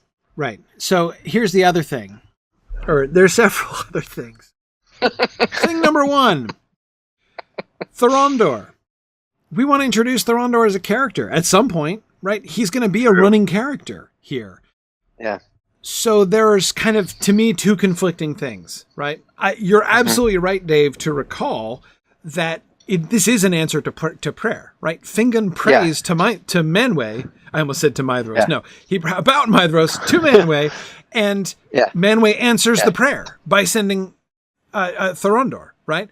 Mm-hmm. I think we should show that, but we've got to be really careful. If we say one way to handle the awkwardness of like him swooping in and them having a conversation would be to eliminate the conversation, right? Just to show the eagle picking him up and landing him up on the ledge from which Morgoth was taunting Maedhros when he was nailed to the cliff in the first place, right? We could do that. Not gonna lie. Go ahead. That feels a lot like the Eucatastrophe button. It does. And what's worse, it makes Thorondor an instrument, a tool, right? Like he is the answer to prayer. Like he's the lackey that is sent off. He is merely, it does the opposite of introducing Thorondor as a character, right? It makes him only a device. I kind of have a picture of Manwë and Thorondor, sitting around having beers, and the herald comes in with a note, and he turns to the eagle and says, "Hey, I have a request. They really could use you. Do you think is that okay with you? Would you be willing to do that?" Yeah, okay. Thorondor's like, I don't really have anything else on today, so I don't have anything going. I'll go take it. I kind of got this thing, right? But I can be back in time. No, it's good. Yeah, I can squeeze it in. I'm being funny, but the difference there is that's Manwë making a request of Thorondor, not ordering him. So he's not a tool. He's not being sent. He's being. It's a request. Yeah. I mean that's. Or he's being sent, but he's signed up for it. Yeah. This is why I kind of like. I kind of like the picture I have in my mind is Fingon sort of uttering a prayer of some kind, and then Thorondor starts talking to him over his shoulder, and having it be less like, don't make it immediately obvious why Thorondor's there or what he's there to do, as it would be if he swooped in and picked him up, but have like a conversation or even a negotiation where like Thorondor's not like, doesn't come in and say, "Hello, I'm here to answer your prayer," but rather says, what's up? Yeah. What's going on? Hey, so I'm the handy answer to prayer here. And also, I mean, his role is comparatively small. Thorondor's role.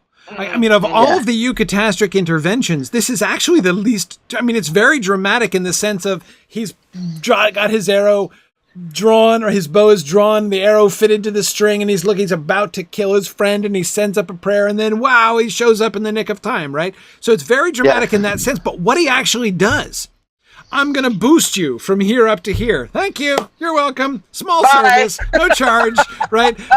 That's it. Again, it could really backfire if we have this huge, portentous, I have come to assist you in your. Oh, all you need is a boost up about 50 feet. Okay. Right. Anything else I can do for you while I'm here? I mean, it's and he does fly to safety. Well, and again, there's kind of a Deus Ex Machina thing to it, because we haven't really done anything with eagles up until now, right? I mean, there's not, but I'm not saying we should. I'm just. Yeah. By the way, I'm wondering if the drama should be actually in a character moment, like a discussion or a conversation. Yeah. So here's another issue I would like to point out that I like. Notice the symmetry. I love the symmetry. Episode 1, sudden, unexpected appearance of this new sentient beast creature, right? Which is Thorondor the Eagle, episode 13, sudden, unexpected appearance of sentient beast creature, which is Glaurung, right? So I really kind of like that as a frame, you know, and so I think it's cool. Anyhow, so just one thing to point out there. It is very nice. It is very nice, but awkward in some ways too. So Mario asks the excellent question, what does his presence establish? This is, I think, more than the logistics, because we can make the logistics work. The question has to be, what are we doing? Like, what is the take-home from the intervention of Thorondor? And in the text, it seems to me that the take-home is, exactly as Mario goes on to answer her question, the Valar have not abandoned the Noldor or Middle-earth. That's the take-home, right? He prays and his prayer is answered, and under the circumstances, meaning who he is, where he is, and it's a big deal, right? The Valar are intervening are intervening in Middle-earth. They've hidden Valinor, but they're not staying, right? They're paying attention still to what's happening in Middle-earth. Big deal for that reason. These are the Noldor we're talking about, who have been exiled and cursed, right? And we're helping them. That's an even bigger deal. It's Maedhros. It's one of the Feanorians whose life is being rescued, right?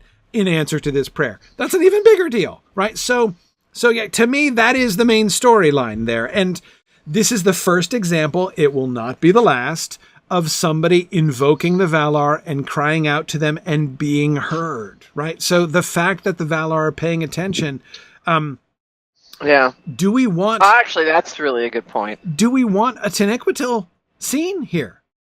Do we want to show... I've been thinking that. I mean, I've been thinking how not to do it schlockily. Yeah. I need to be convinced. I feel the same way about the Valar at this point in our story as I do about the villains, that the more behind the stuff we do, the less mysterious it seems. Yeah. Don't we kind of want to somehow convey the fact that the Valar are paying attention, even though we don't want to make it like a central thing? I think that can be conveyed in precisely the way that it's conveyed in the book, right? Which is, it's sort of obvious. We know that Manwë is associated with eagles. The eagles arrive and help. Yes. Yeah, exactly. So somebody could say it. There's no way. An eagle of Manwë. Yeah, good. That is actually, true. that phrase could be dropped by somebody at some point. Yeah. Right. Especially when they arrive back at the camp. In some ways, that's the really dramatic, and that's got to be the final scene, right? The final image of that's got to be the closing scene of episode 1, right? The Noldor in the camp seeing an eagle coming from the east, right? And like this massive eagle of Manwë descends in the camp, and he's bearing Fingon and Maedhros, right? Or like riding him is Fingon holding Maedhros, right? Is I think what that should look like. But they don't see but Thorondor's ginormous, right? So they don't even see Fingon and Maedhros at first. But like he lands and they're like, what is this? Is this like a judgment? Is this, are we in trouble? Right? Is this what do we do here? And then, Thorondor like sort of bows down to the ground, and then we see Fingon on his back holding Maedhros, right? So anyway, he's absolutely enormous. Now, one other thing we got to keep in mind, small logistical issue. Tolkien gave a couple different versions of where the eagles live, right? In the old story, in the Book of Lost Tales story, the eagles actually lived in Thangorodrim, like in the peaks of Thangorodrim, kind of like spitting in Morgoth's eye, living up on the inaccessible peaks of Thangorodrim. Later on, he decided against that, and he moved them to the Crissaegrim down around the Crissaegrim. Let's say it's one of those words that I still pronounce like I did when I was a kid and didn't know how to pronounce it properly. I have a few blind spots in the Silmarillion when it comes to that. I'm going to say Maegwyn's name wrong several times. I'm going to say Maegwyn because that's how I pronounced it for years. I apologize in advance. Anyway, he then moved them around the Crissaegrim around Gondolin, right? Tolkien did later on. Personally, I am very much in favor of the latter move. I think that having the Eagles live in Thangorodrim is a bad idea, especially with the way we're trying to convey Morgoth here. Tolkien had when Tolkien did that, when Tolkien had the Eagles living in Thangorodrim, that was when Melko was himself less of a big deal. I mean, there was comedy about Melko, right? He gets, like, the chaining of, that's in the same story where, like, the chaining of Melko happens when they hoodwink him, right? And just kind of, like, trick him into coming out and getting changed. So, and we are going to need them. They will have a job, Marie, as you point out, in the Chrysaegrim later on. So that's definitely going to be something that we need to prepare as well. We don't know where they live yet because we haven't seen them. Turgon will see them, right? And Turgon will get to know them, and we will associate them with Gondolin down the road. But maybe even by the end of we should show them certainly flying overhead, like the eagle currently flying above my head and on your video screen, over Gondolin in episode 13, right? Anyway, okay. So I do think he should be coming in from a distance. The more I think about it, the less I like the idea. I mean, it's hard not to anticipate the Eagles are coming moment, right? The sight of the eagle flying in from a distance. But Dave, I am a little bit worried about exactly what you said, that if we show that, right? If we show an eagle flying in from the distance, our audience is going to be like, oh no, we don't want anyone rolling their eyes when they see the eagles coming in from a distance. Yeah. And without being too prescriptive about how exactly to do it, I think my sort of overall feeling increasingly is less will be more here. Mm-hmm. I'm almost in, like, I'm even sort of imagining what if we show Fingon, like, praying for help, and the next scene is them arriving back at camp on Thorondor's back. So we don't even show his arrival at the cliff. I know that'll be controversial. I know our listeners who are hoping for a scene-by-scene adaptation of the Silmarillion will rebel against some change like that. Especially it's worth considering. It is, especially since that avoids our having to have him chop his hand off on stage, right? And it could be much more visually powerful. The audience is going to know what must have happened, mm-hmm. right? They're going to see Maedhros chained, right, bracketed to, stapled to the cliffside. And then when we see him in Fingon's arms with his hand cut off, right? That will. Yeah. Well, and I was thinking about your suggestion that when the elves first see his shadow, and they're left wondering what's going on, has he been sent to punish us? I'm thinking that's not. That would, if we've just seen a scene where he flew over, picked up Fingon, carried him up, helped him rescue Maedhros, had a deep conversation, like, that scene is just going to be, like, pointless. Like, why bother showing anytime you're in a situation where the audience knows what's going on and the characters don't, like, whatever it is you're trying to convey in the characters' sort of emotions, like, will fail. So I'm thinking, like, if we want the audience to feel that same sort of wonder and awe and kind of a little bit of terror and all that at the first appearance of Thorondor, the only way to do that is that's the first time the audience sees him too. So I'm kind of wondering. That's interesting. Maybe. That's interesting.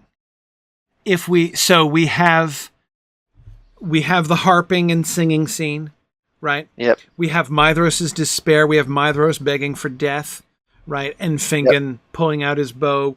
We have Fingon uttering his prayer, right? Yep. Uttering his prayer while he's pulling back his bow, and then we cut it and leaving the audience to believe that he's just shot Maedhros. Just shot his buddy. Right.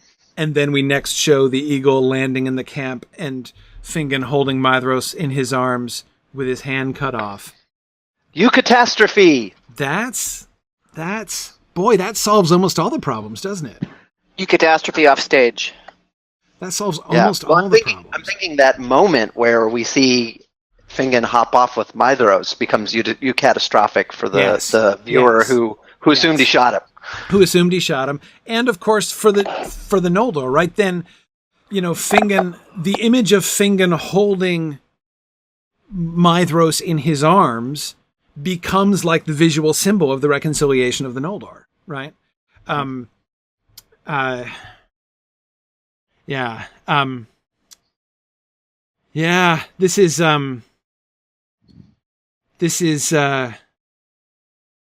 interesting. So, Dave, Maria's comments here are funny, right? Maria's very first reaction to your suggestion involved a lot of capital letters. I'm just going to say, right? Involved a lot of capital letters, and now she's saying, I like a lot of it despite my intense disappointment. Right? I hear that. You guys can see what you think, right? Tony, we do have the opportunity of doing a quick flashback, right? Having some flashback elements to the flashing of the sword, and like we can get a snapback visuals shot of Fingon, like kneeling on the ledge where Morgoth was standing, taunting Maedhros before, and sort of reaching down, and Maedhros's continued despair. We can capture that in like a 5-second glimpse, right? In flashback. I don't know. I think that could work. I don't know. Or even if we don't, in some ways,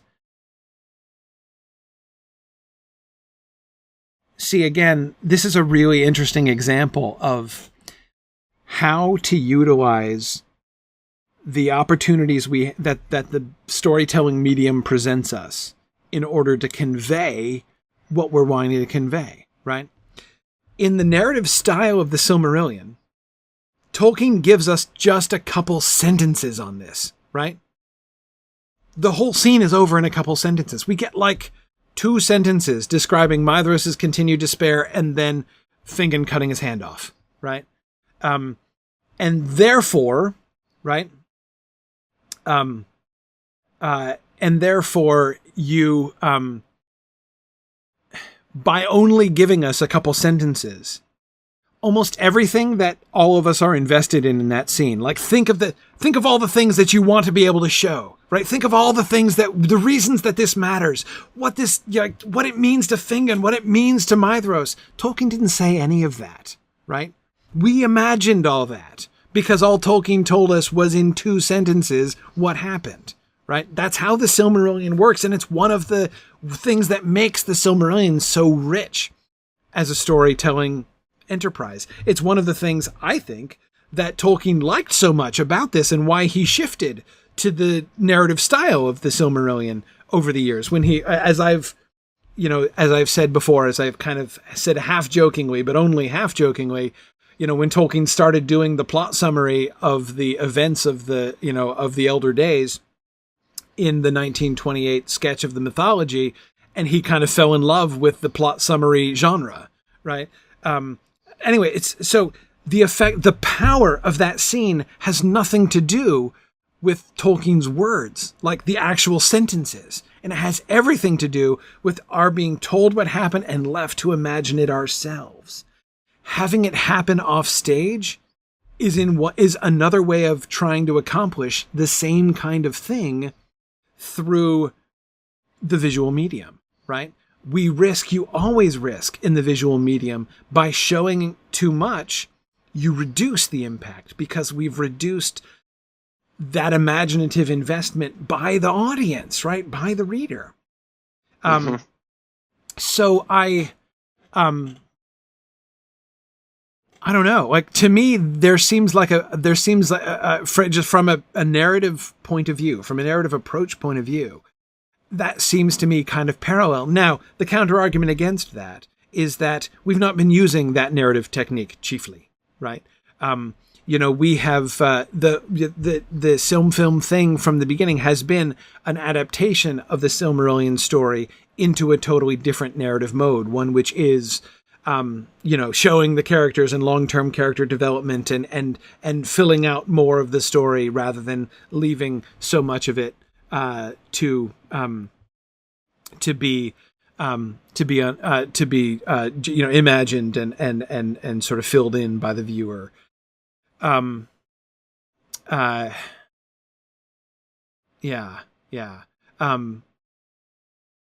Anyway, I can see arguments in both direction. Obviously, doing too much off screen is dangerous, right?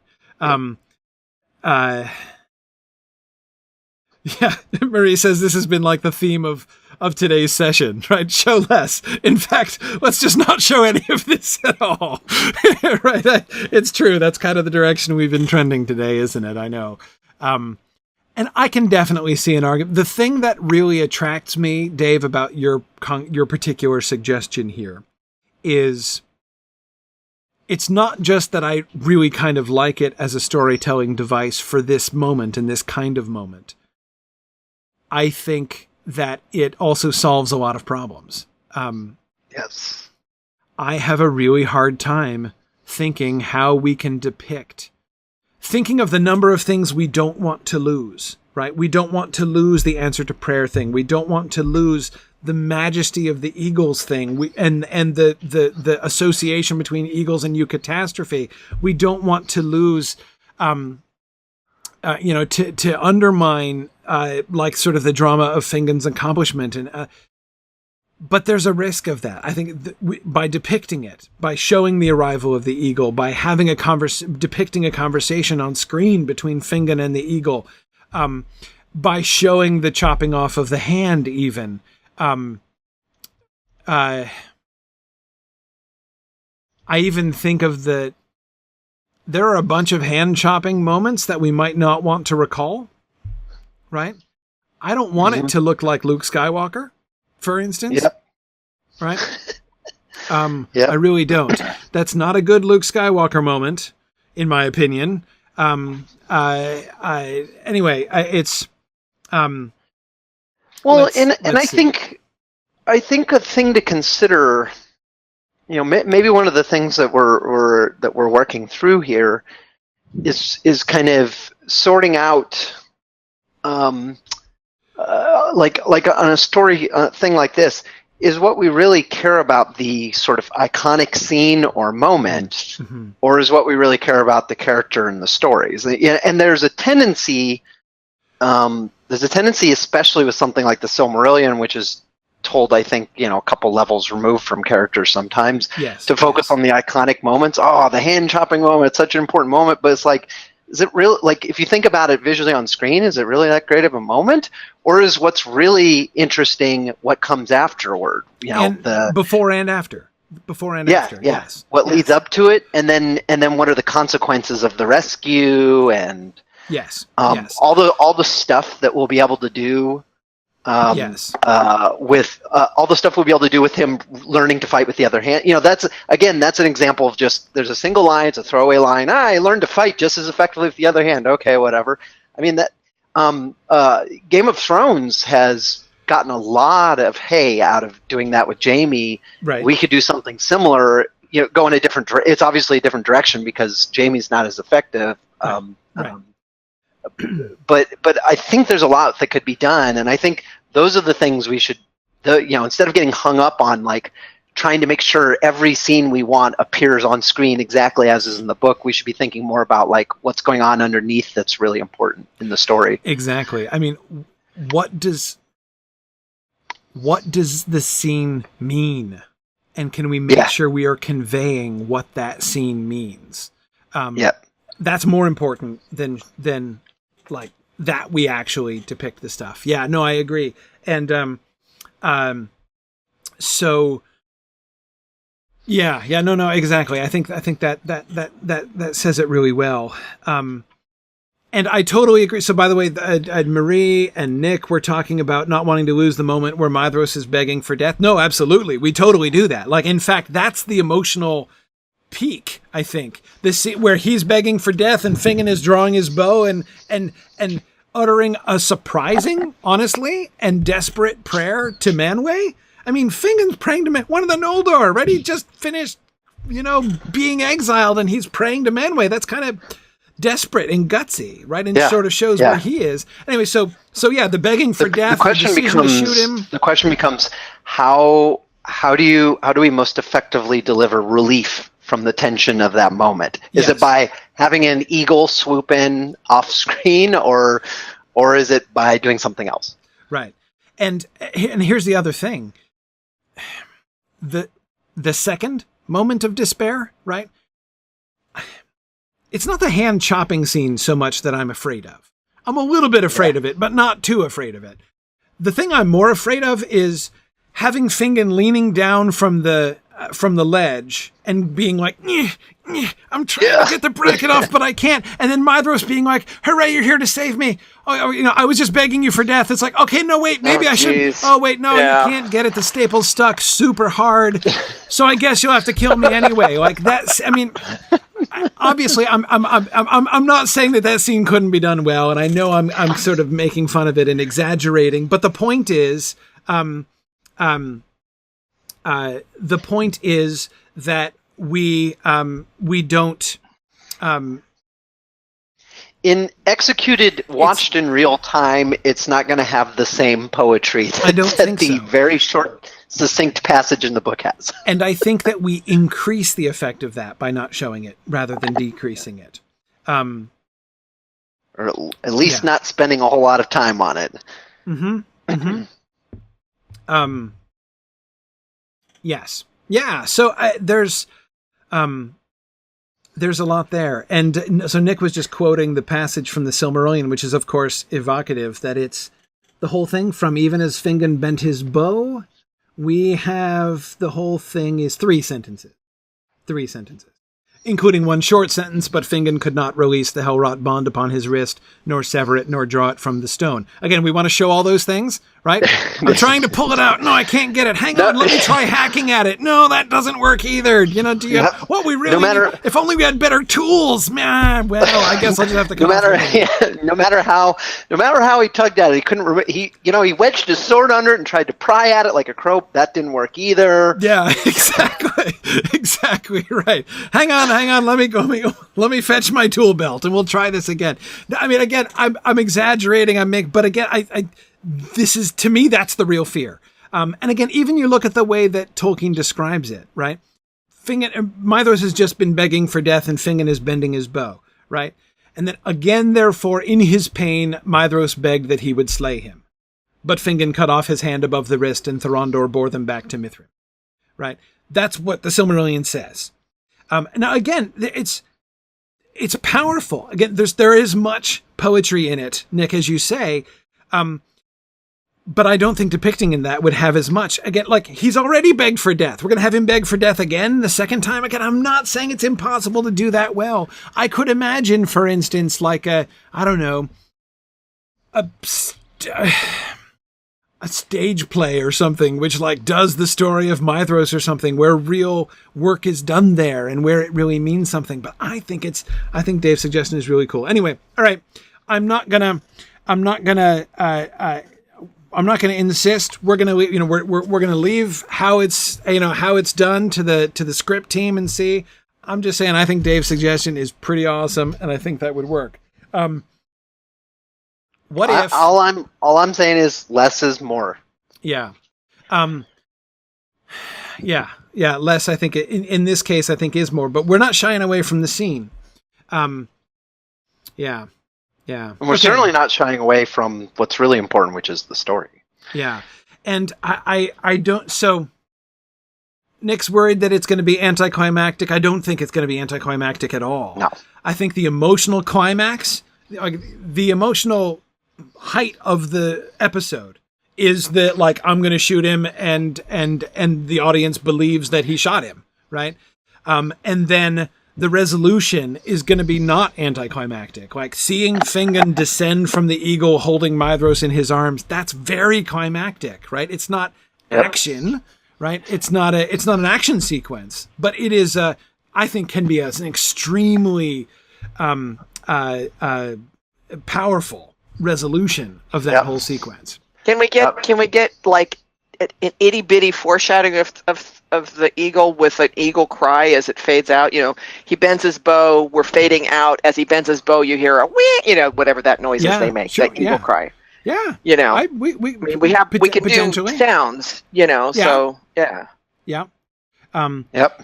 And then especially mark my words. Yeah. Mark my words. You guys try to write out that scene and then you read the finished product, you're going to find that will read anticlimactic. Right. You're gonna find like, this scene's dragging too long. Let's see if we can shorten it. Let's shorten it some more, and then you're gonna end up just shortening it right out. Right. Yeah. No, I like that. I like that a lot. We'll definitely be cutting it in post. A great question. Which camp do they land in? I think that's okay. So here's, this raises a really fascinating point. The geography is challenging here, right?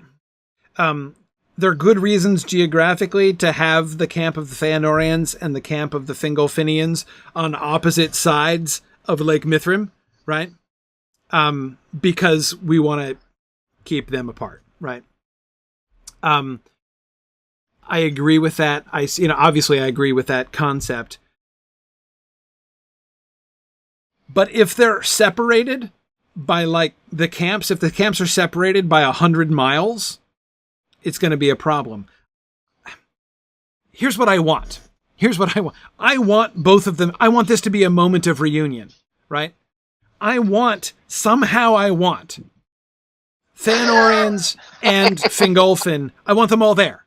I want Curufin and Celegorm and Fingolfin and Finrod standing there when Finrod is carrying the unconscious body of Maedhros. Like, that's what I want.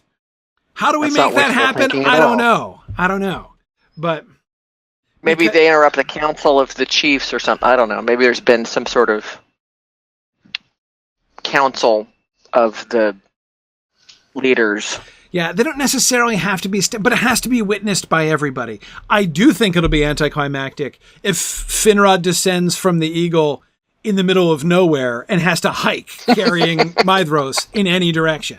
And I don't see a way out of a problem if the eagle lands in the middle of the camp, which again, I think the eagle we should have the Noldor looking up and being like, is this bad? This looks bad. Are we in trouble?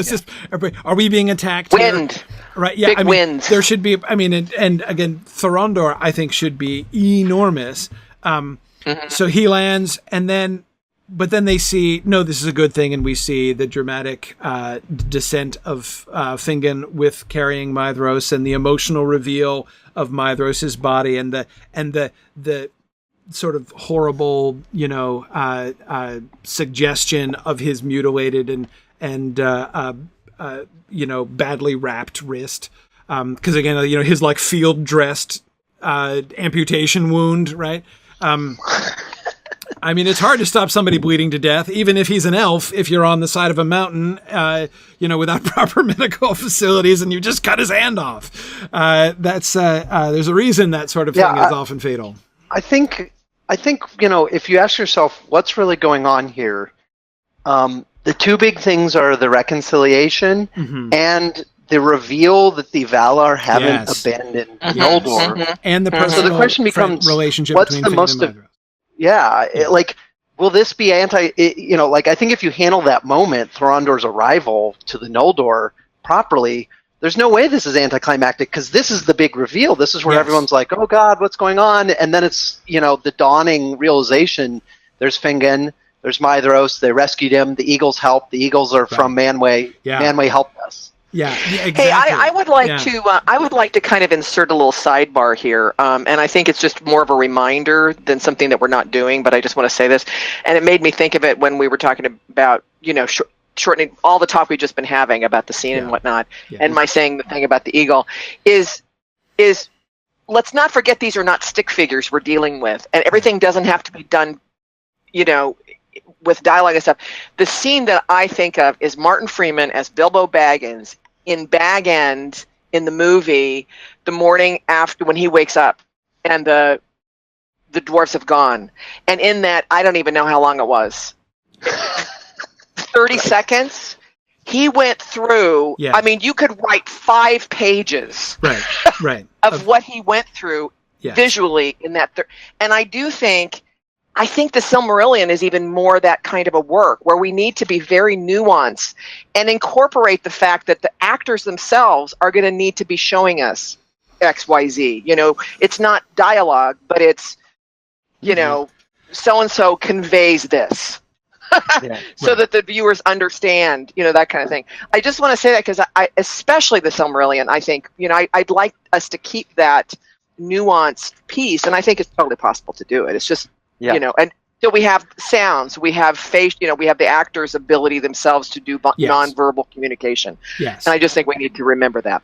Yeah, agreed. And thank you, Trish, for recalling to my memory one of the actual good scenes from the Hobbit films. That is delightful. Yeah. Well, that first movie is there are probably moments, and that's a great one. That would be on my top 5 list of actual good scenes in the Hobbit films. But anyway, that's great. I agree. People are like Ellen and others are reminding me that of course it's Fingon's arrival with Maedhros that brings about the reunion. We can't have them reunited in the beginning, or before he. I agreed. Yeah, I know that's why it's a challenge. But that's exactly what I want you guys to solve for me, because I wanted to. Maybe they're antagonists. Maybe what he descends in the middle of is like Kellicorm and Caranthir coming over and being like, so are you guys going to submit to us or what? We're the boss, right? Like we are the heirs of our father. Fight brewing. I mean, maybe I get fight brewing, maybe literally, maybe figuratively. I don't know. And I'm just throwing out ideas, but you guys can figure that out. Because see, the problem is, yes, people are going to be able to see it from a distance because the eagle's huge, but the huger the eagle is, the tinier Fingon and Maedhros are going to look. So it's going to be anticlimactic if we're seeing it from the distance from the camp and we see the eagle swooping down and he lands, and then we see an ant-sized figure holding, we can't even tell who it is, right? We've got to have an up close and personal there. And I think it would be best if people are nearby, right? People can come running. They don't have to be standing right there, right? People can come running, but we've got to, there needs to be immediate reaction, I think, from both camps, essentially, to the arrival of Fingon and Maedhros. But anyway, okay. But like I said, y'all can solve this. I believe in you, one way or another. Okay, so yeah, this is great. I think this works super well. We noticed how we also just dodged the eagle question, right? Like the developing Thorondor as a character, he can have if we want to have him have a speaking part in the conclusion, I think that'd be fine. Or we could not. We could save that. I don't know, right? But we can do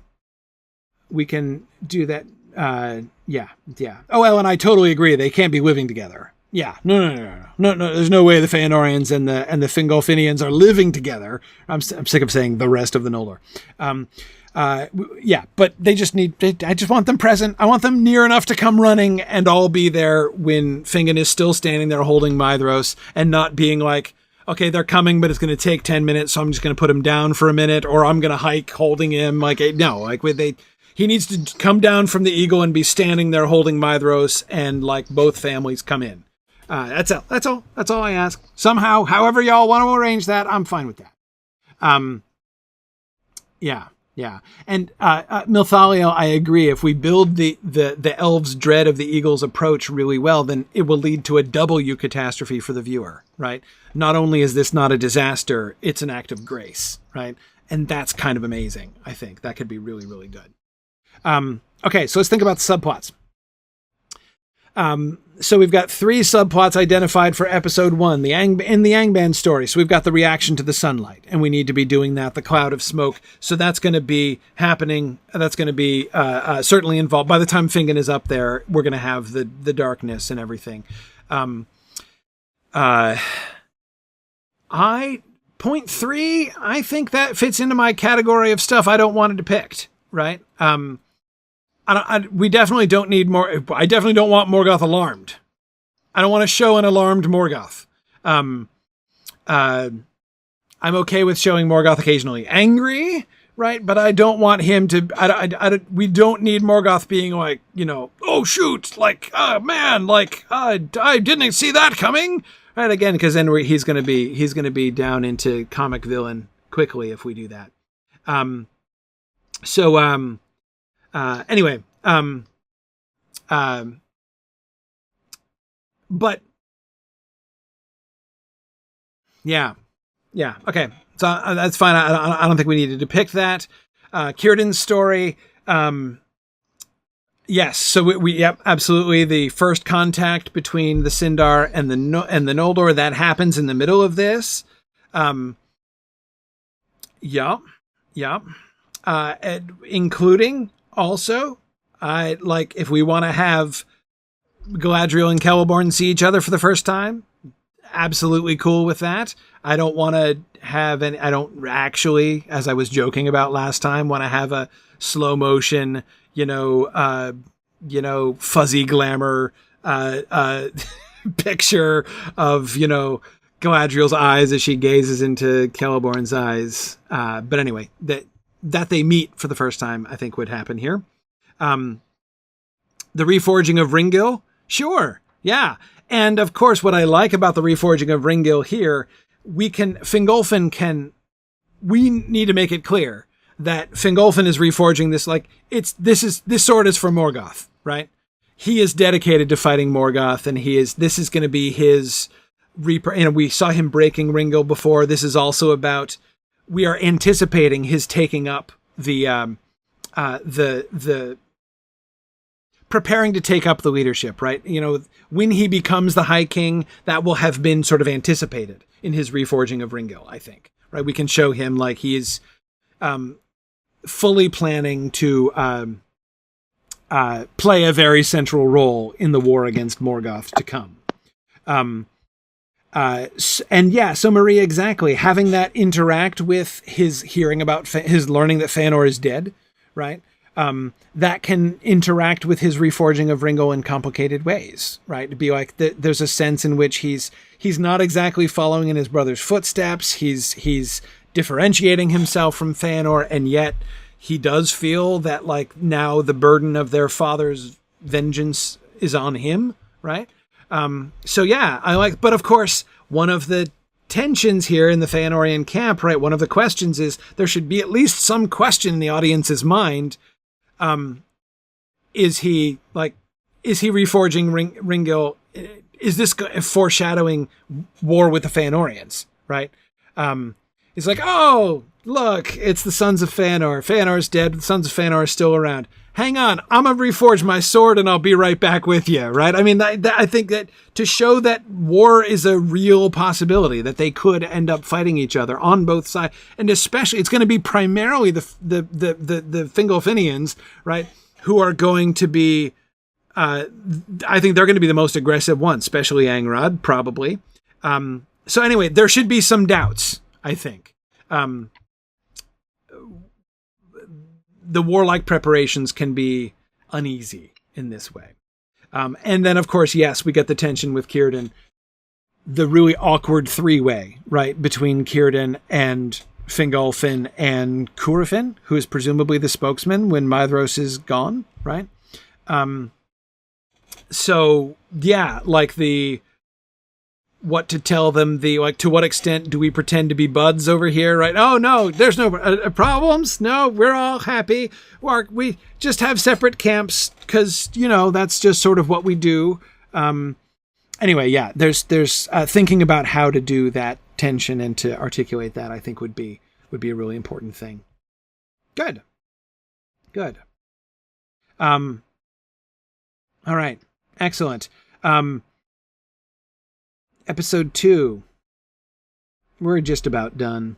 But yeah, Maria, I do want to do episode 2 in 10 minutes. Maybe we can come back to it at the beginning of next time some also, but I think we can certainly look at some of the main lines, right?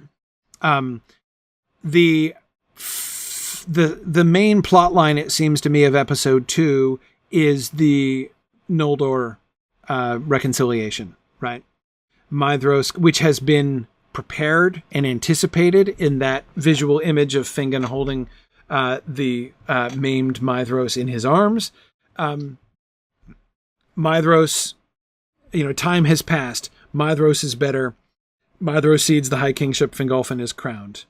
And also, I would add to that then what we get there at the bottom, Galadriel going forth to Doriath. Because remember,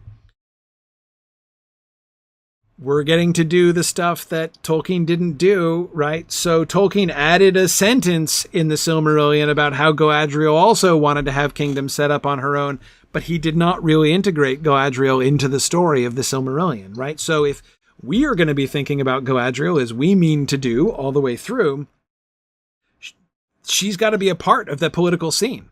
This is not just a two-way struggle between Fingolfin and the Feanorians, right?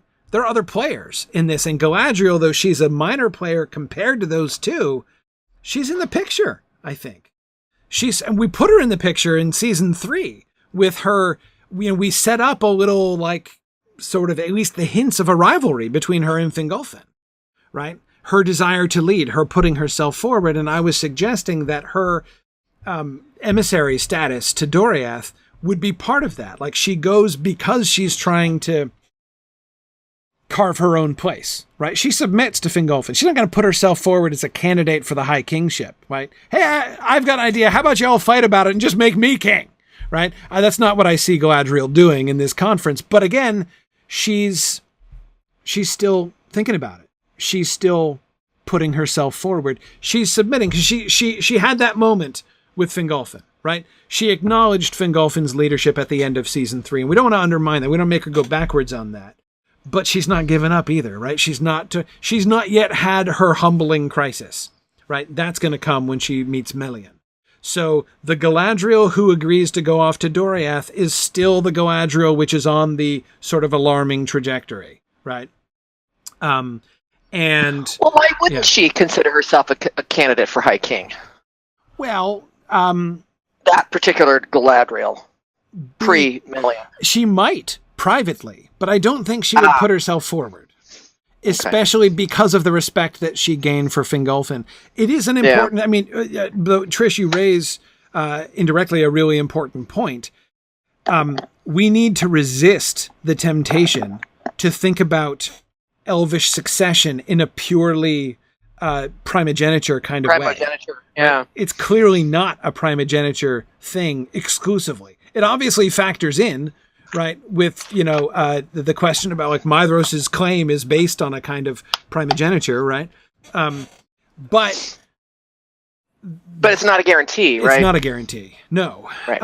And I think that we could, especially, again, if we, in as much as we want, because I think that we do, based on the discussion we had about this a couple months back, we want to differentiate what it means to be a king among the elves, right, from what it means to be a king among the humans.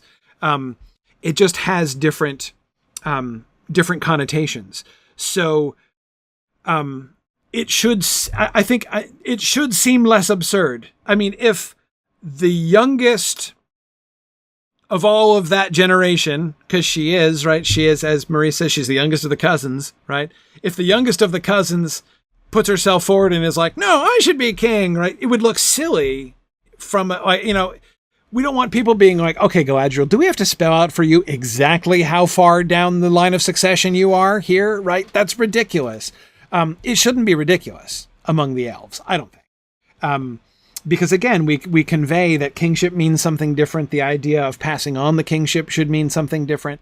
But I don't think she puts herself forward. I think she's still a candidate in her own mind, but I don't think she puts herself forward because that would have her going back and undoing the character work that she did in the previous season, right? She's learned from her conflict with Fingolfin in season 3. And what she has learned is she still needs to bide her time. She still needs to learn. Right. She's not ready yet. It's not that she thinks herself unqualified. It's that she thinks herself not ready yet. Now is not the time, right? Now is not the time for her moment of leadership, her moment of ascendancy, right? And I would also think in her mind then, because of that, and because of this immortality issue, I mean, it's not like succession is a funny word to use when it comes to absolutely. elves, Yeah. So I would imagine it would be more out like a line of succession. Yeah. Right. So her realm, she in her mind is probably something that would be a subset of the of the kingdom. In other words, she would get allotted her domain by the king to go rule. That's what I would think, because she wouldn't be thinking of becoming king someday, because who knows? Right. I mean, it could never happen. And that's, of course, another way in which it would be different, right? presumably you could become king in a way other than just like the old king dying. Because again, as you say, that's not exactly what's first and foremost on our radar screen among the elves, right? Right. So, I mean, it had to be a shock, to even think about initially. Yes. Oh, gosh, king's going to die. The king could die. Wow. Yeah, exactly. But it also then does raise the question, right? It raises the issue. And the question of like, what does it mean for like Finwë was the head of the Noldor, right? I mean, he was the head of household, right? Now that we have to deal with the succession issue, it's almost like one of the things that they're dealing with is what does it mean to be the High King, especially in the new Beleriandic context, right? What does it mean to be the High King?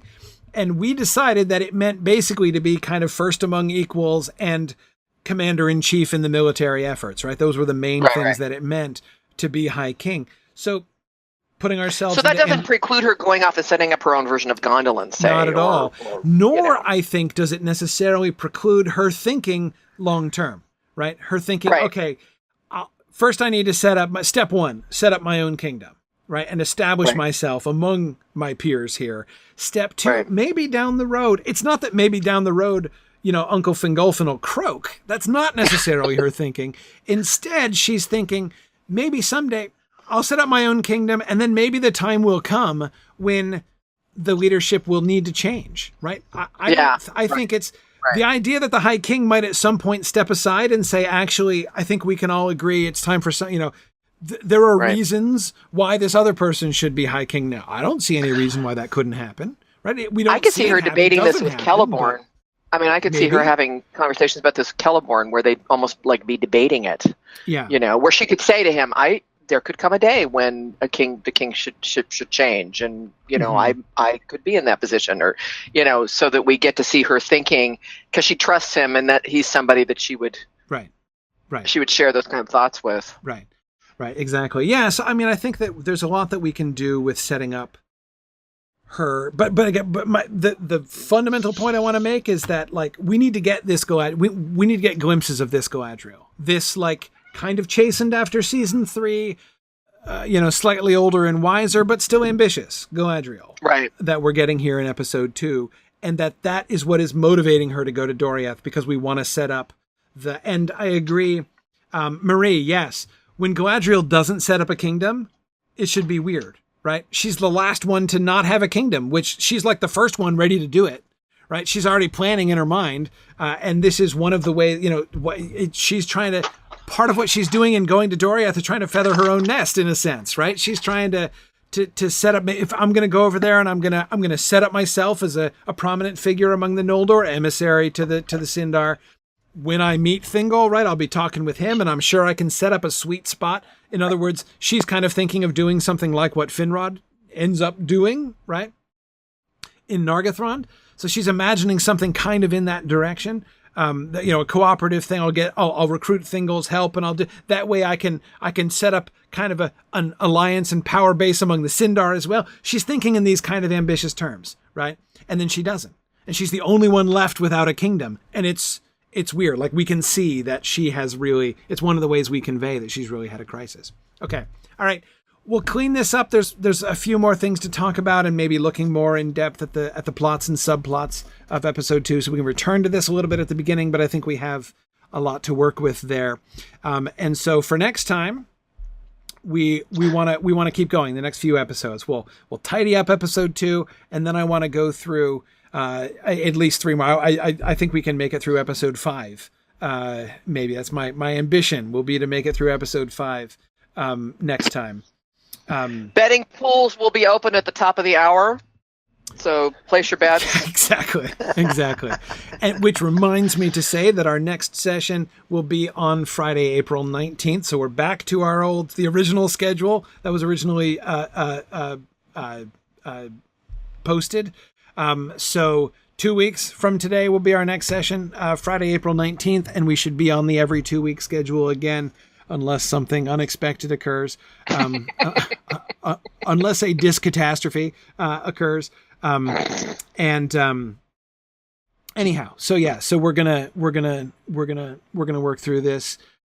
My hope is to have only about 3 more sessions where we're kind of looking through, doing our final combing through the episodes here, and then we'll shift to looking at the creative content after that. So, I know it's, again, because it's very different, right? It's very different from how we've done the seasons before, as we've talked about. Normally, like having just talked about episode 1 and some of episode 2, it seems like we're actually much closer to the end of Silm Film season 4 than it might seem like we are here. So, yeah, we will see. Yeah. Oh, right. Maria's reminding me that we were meant to have creative discussions in between. Great idea. Yeah. So I forgot about that. Yeah. No, let's do that. Let's stick. That's not me changing the plan. That's me forgetting the plan. So yeah. No, that's an excellent idea. Let's do that. So maybe we'll do that for next time. I don't know. You guys will figure this out. And when next What does that mean, having creative discussions in between? Okay, so the idea was to do like a couple episodes at a time in each session, but not just string them all along, to actually take some of the creative discussions and intersperse that among, since we've already been talking about a lot of the concepts. Okay. So we'll come back to some of the creative work that people are doing, instead of doing all the episodes and then doing the post-production at the end. Thing. Yeah. Okay. That makes sense. I'd forgotten about that. Yeah, Bree Melvin just suddenly popped up out of nowhere. I mentioned the creative stuff, and then there's Bree. Did I conjure you, Bree, by alluding to it? That's really great. Yeah, no, that's cool. So, great. Okay, good. Yeah, so we'll figure. So maybe we can talk. Okay, great. So yeah, I will. I submit myself to your direction, what you guys think we should do. So maybe we won't talk about a few episodes next time. Maybe we'll shift and talk about creative stuff next time, and then come back to a few, we'll clean up number 2 and then come back and do, 3, 4, and 5, in the one after, in, what is it? The first week of May. Yeah. Okay. Sure. Yeah. That's great. We'll work on that. I'm totally open to that, and I'd forgotten about it. That'll be fun. So we'll see. Next session in 2 weeks will be a surprise, even to me. But I certainly, for those of you who are listening, I encourage you to participate in these discussions. There's so much going on behind the scenes on the discussion boards. People putting in a lot of time thinking through these things and making suggestions and submitting creative stuff. For all the real action is. Yeah, that's where all the real action is. Yeah, exactly. We're just trying to kind of keep up and you kind of bring together some of the things that are being discussed there. So, yeah. All right. Awesome. So thanks everybody for all your work, both before and during this session here. And I look forward to our next discussion in a fortnight. Thanks, Dave and Trish. Glad you could both be with me here today. Oh, yeah, it was great. A relief. Yay. Plan to be here in 2 weeks too. Very good. Very good. Yeah. Okay. Excellent. So I'll say farewell to all of you guys for now then. Thanks for listening, and Godspeed. Although the theoretical budget of our hypothetical blockbuster may be unlimited, the production budgets of this and the rest of our fun alternative educational projects are unfortunately not. If you have enjoyed joining our production team, please consider donating at signumuniversity.org/fund.